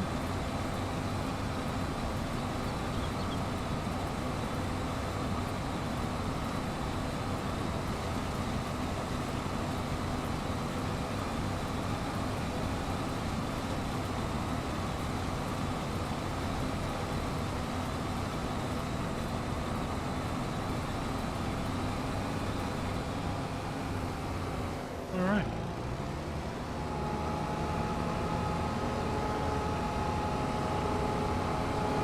Like how they fold and then they drop down on those locking brackets. Sir Raznak, how can you forget what day it is? Today is Thursday. Thirsty Thursday. Are you going to be partaking in your evening live stream?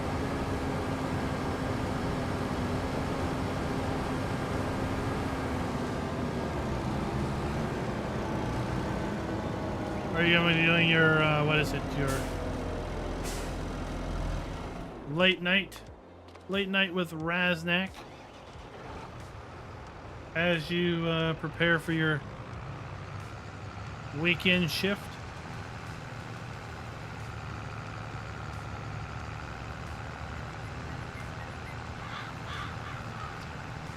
It is a universe. I don't know if it's the same. I think every moment is a new universe because it is the multiverse. Every decision drives the spawning of a new universe.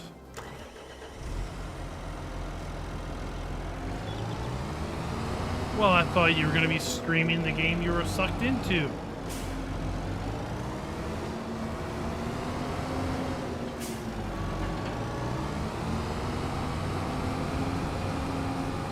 It's hard to expense a game you never put up online.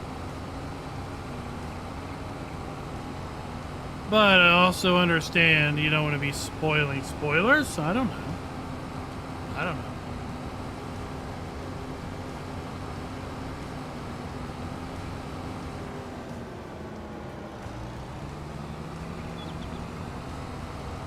There we go. Give me my grass. I've got a grass problem, everybody.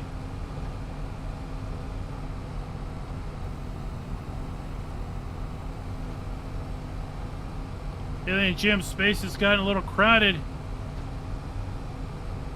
this week, has it not?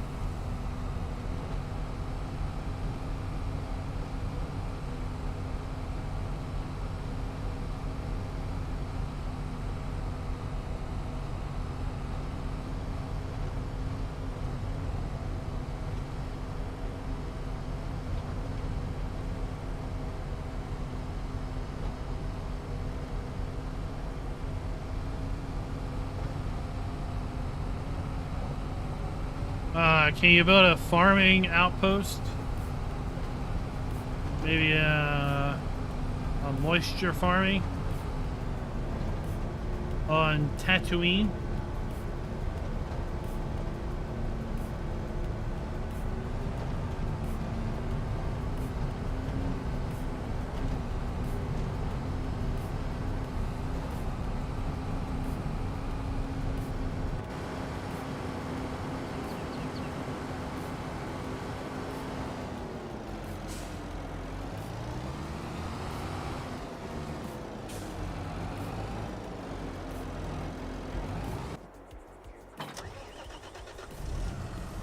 You can farm critters.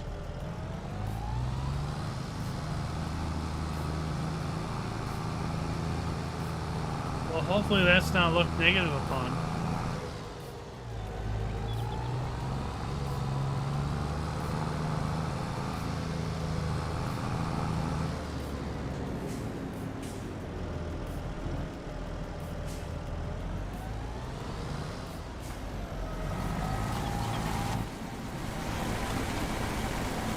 Make sure this unloads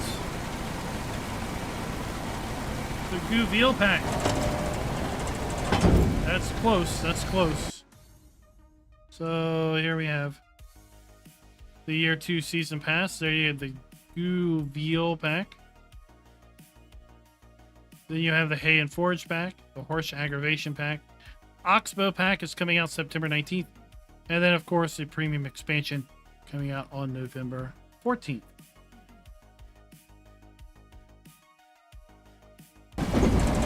Okay, that is definitely working. Oh no, it's raining. It's raining. We've got the harvest contract. shut that down.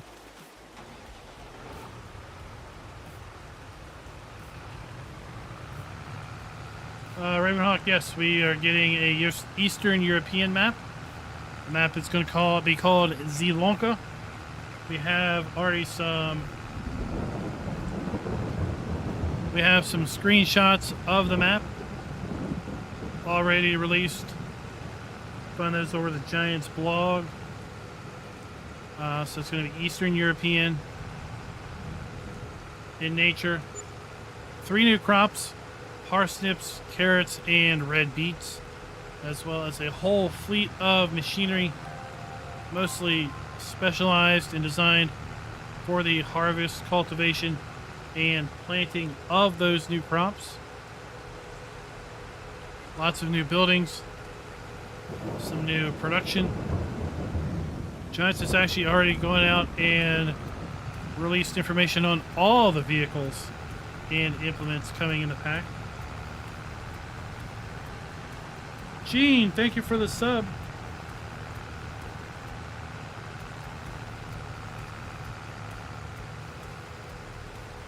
When we get to unload, I'll pull up the webpage and I'll show you real quick.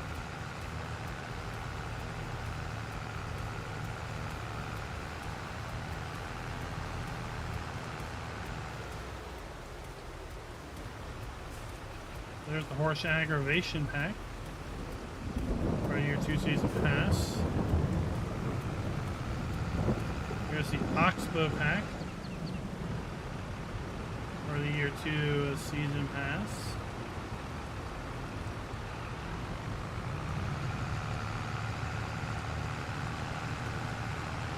Yeah, it's an interesting pickup truck. It's like a unibody truck. I've heard some people describe it as a Volkswagen truck.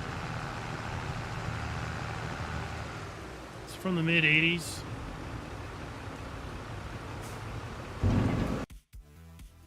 Okay, let's pull this up.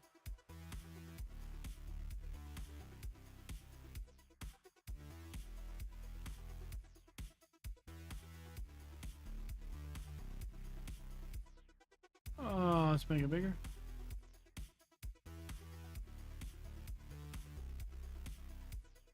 That's the wrong one.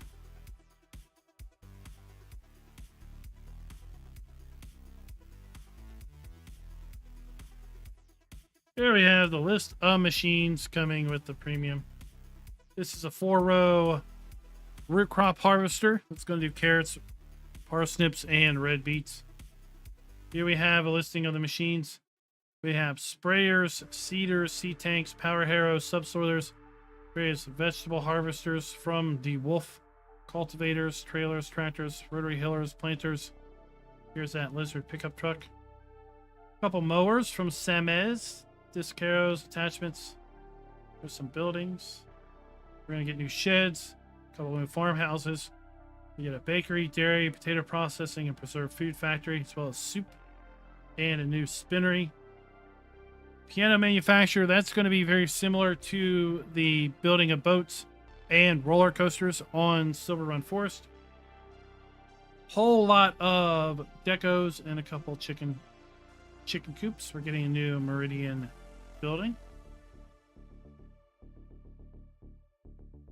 And if we go to the DLC page, we can now see information. Zielonka is the map, Central European region. Carrots, parsnips, red beets, 35 new machines. There's kind of some screenshots of the map.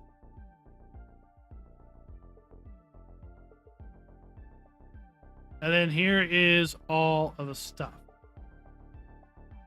Little thumbnails. Large self-propelled sprayer. There we have the 84 pickup truck. I call it a unibody design. We have a large self-propelled harvester. We have a topper or a power harrow. We have a hiller. We have a planter that plants in the hills. Here we have some trailed harvesters. This one's going to put product in a crate. This one's obviously going to offload off a belt. Looks like it does have storage on it. This one I don't think has any storage. It's a direct offload off a belt. This is a 2-row variant. This one also is going to put things on a crate.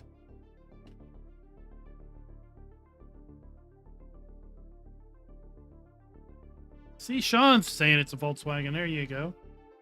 Some more sprayers. Some more weeders. These mowers, we've seen a picture of these mowers. They're going to windrow. And then these are a couple things that are going to be used to transport those potato or root crop pallets. Crates. There they are. Then we have this shed. Amongst all the other stuff that we kind of saw.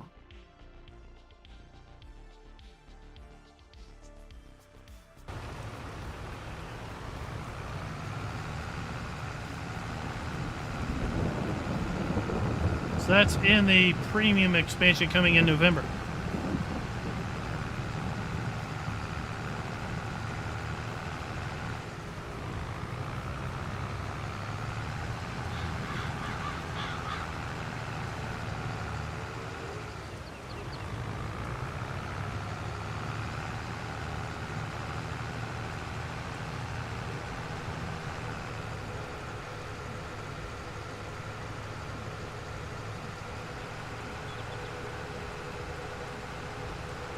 So we will likely get fact sheets for the Oxbow stuff next week.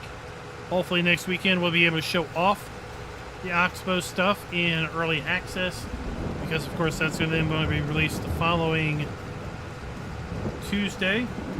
We will be offering a launch party if I can get some folks out of their Starfield adventure to do a launch party for the Oxbow stuff. Tubby TV, what's wrong with Cab View? What do you mean? How do you fix it? I don't know what's wrong with it.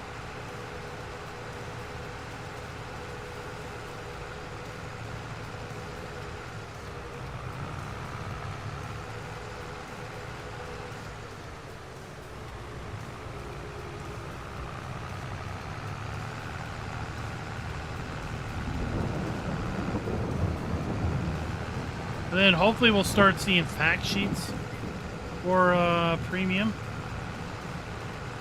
in October.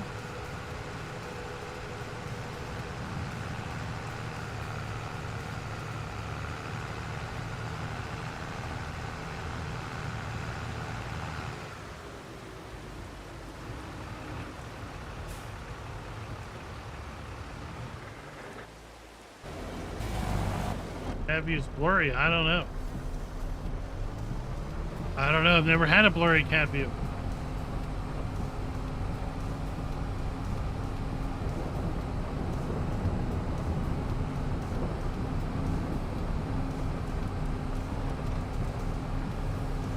Are you on PC or console? If you're on PC, I would suggest maybe checking your graphics settings as they might compare to the graphics settings that I'm using. I published a video back when Premium came out, or sorry, Platinum came out, about my graphics settings, and based on the comments that it's helped some folks.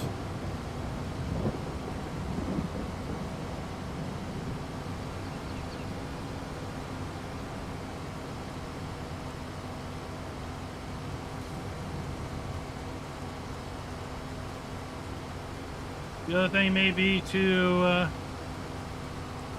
take out your mods, start a new save, and see if it's blurry, and then start adding your mods in to see if it changes using a base game tractor as opposed to a modded tractor. Maybe the issue is somewhere in the mods you have activated.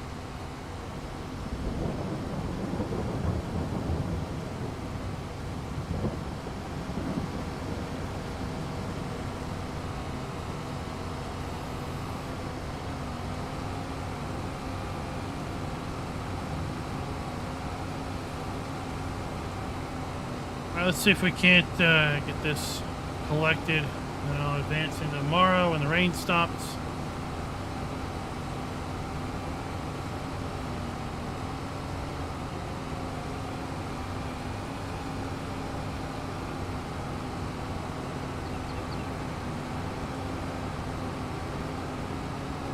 Tell you what, I wish it had rain here. We haven't had rain in probably the entire month of August. Or at least nothing really substantial. Today it was in the mid-90s again.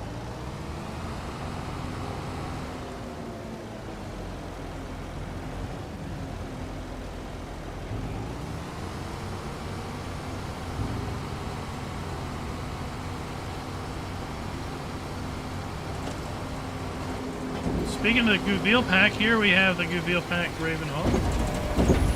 One of the self-propelled balers in that pack. You get a nice little HUD in the F1 menu.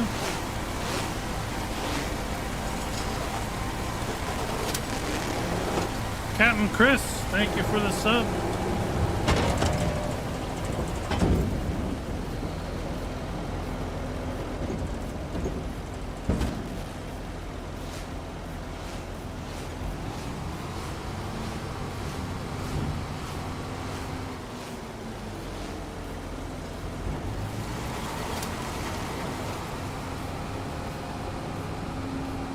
I think we've made over 600 bales with that stationary baler.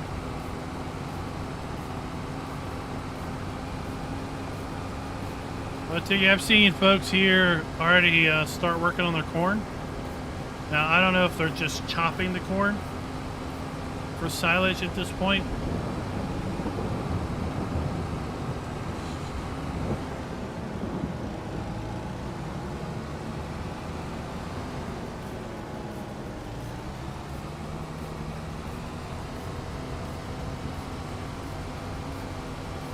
But a lot of the fields that they are harvesting are just bone dry already.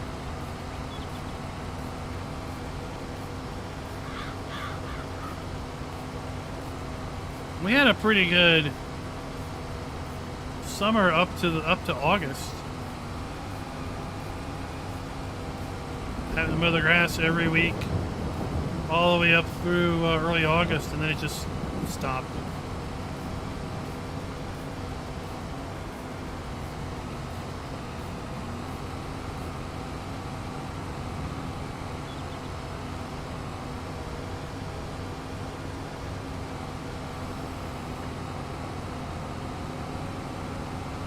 Two more runs.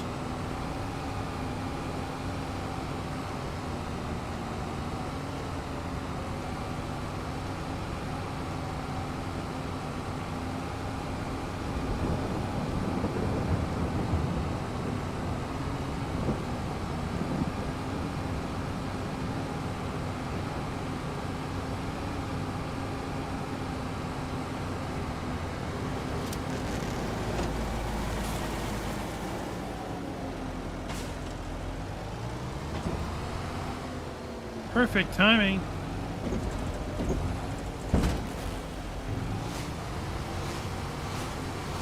Get this unloaded right before the baler runs out of product.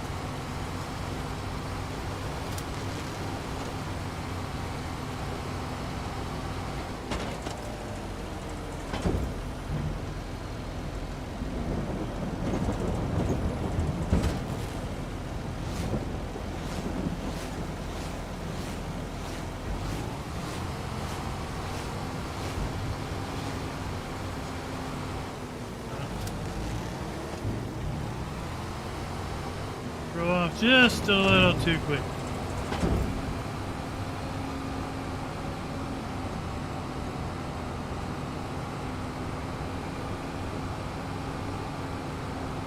Well, hopefully, Tukey, this doesn't cause all sorts of corn products to go through the roof with price.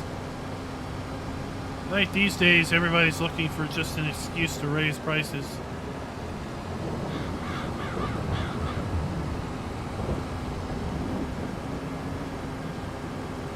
Things used to be a lot less sensitive, I feel.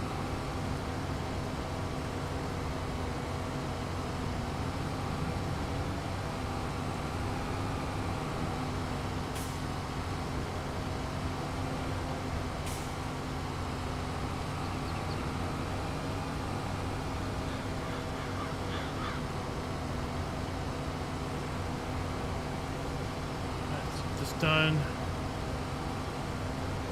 And then it is 10 o'clock. We'll be calling her quits here in a few moments.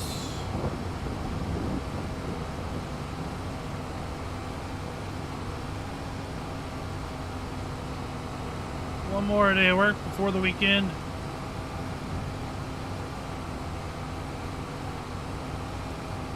I do want to talk one more time about the event that's going to be going on Saturday afternoon. I'm going to be participating in a G Portal bale stacking contest with several other G Portal Farm Sim partners.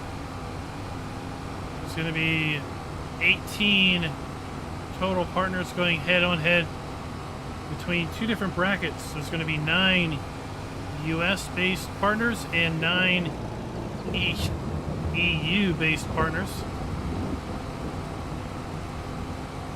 At 2:30, we're going to start head-on-head with the top seed US bracket in an 8-bale, 5-minute round challenge. This is all going to be streamed over at Virtual Farmer's Twitch page. He's going to be providing color commentary during the entire event. And after the first round, we'll be switching over to the top seed of the EU bracket, and they're going to be alternating back and forth during the event. I am slotted to be the fifth challenge on the US side, so I think it's going to be 9 challengers in.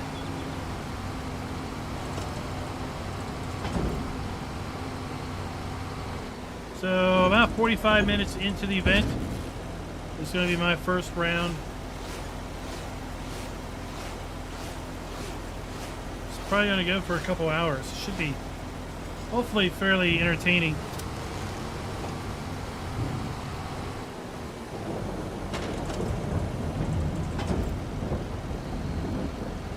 And we are competing for the title of top best G Portal bale stacker of the world.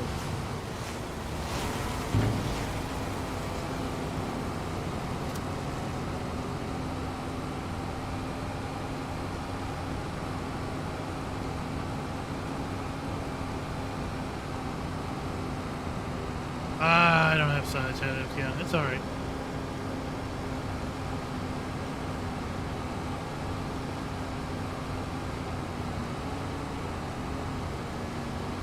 It's all good.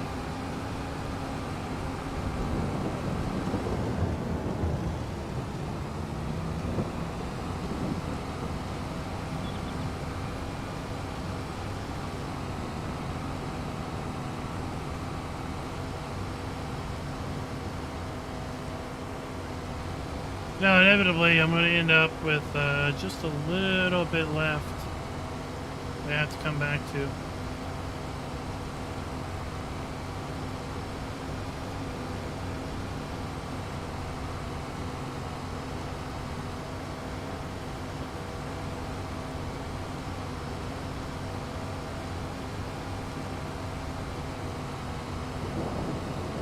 One thing that's good about this little heat wave that we have going on locally, the humidity has been next to non-existent, which is a blessing.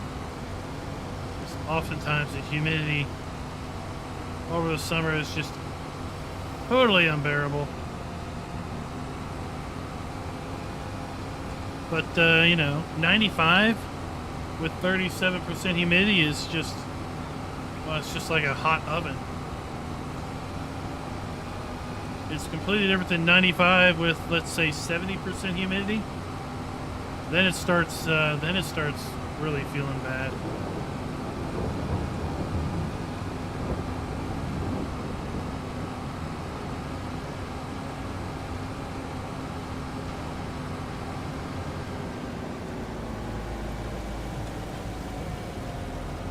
As I said, we had just a little bit left to go.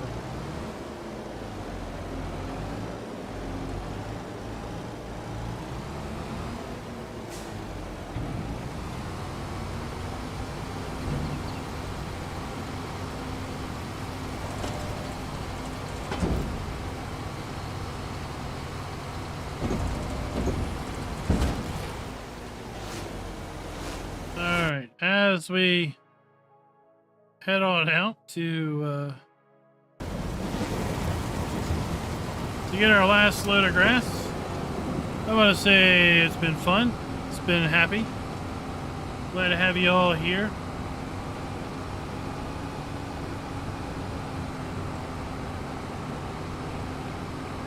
I'm trying to think, do we do anything Friday? Friday we will be back here on Carpathian countryside, barring a map drop tomorrow. We haven't had a map in like a week, so we're due.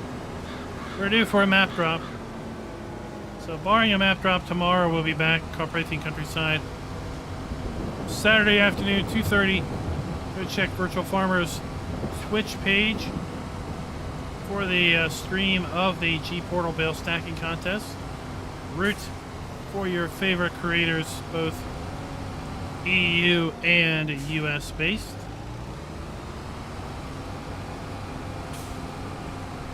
And then of course Sunday we'll be back with a members only live stream doing our final round of our Assetto Corsa Competizione Championship. We're at Spa for a 90-minute race.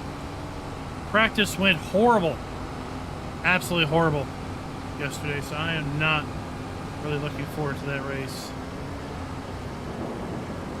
But it's the last race.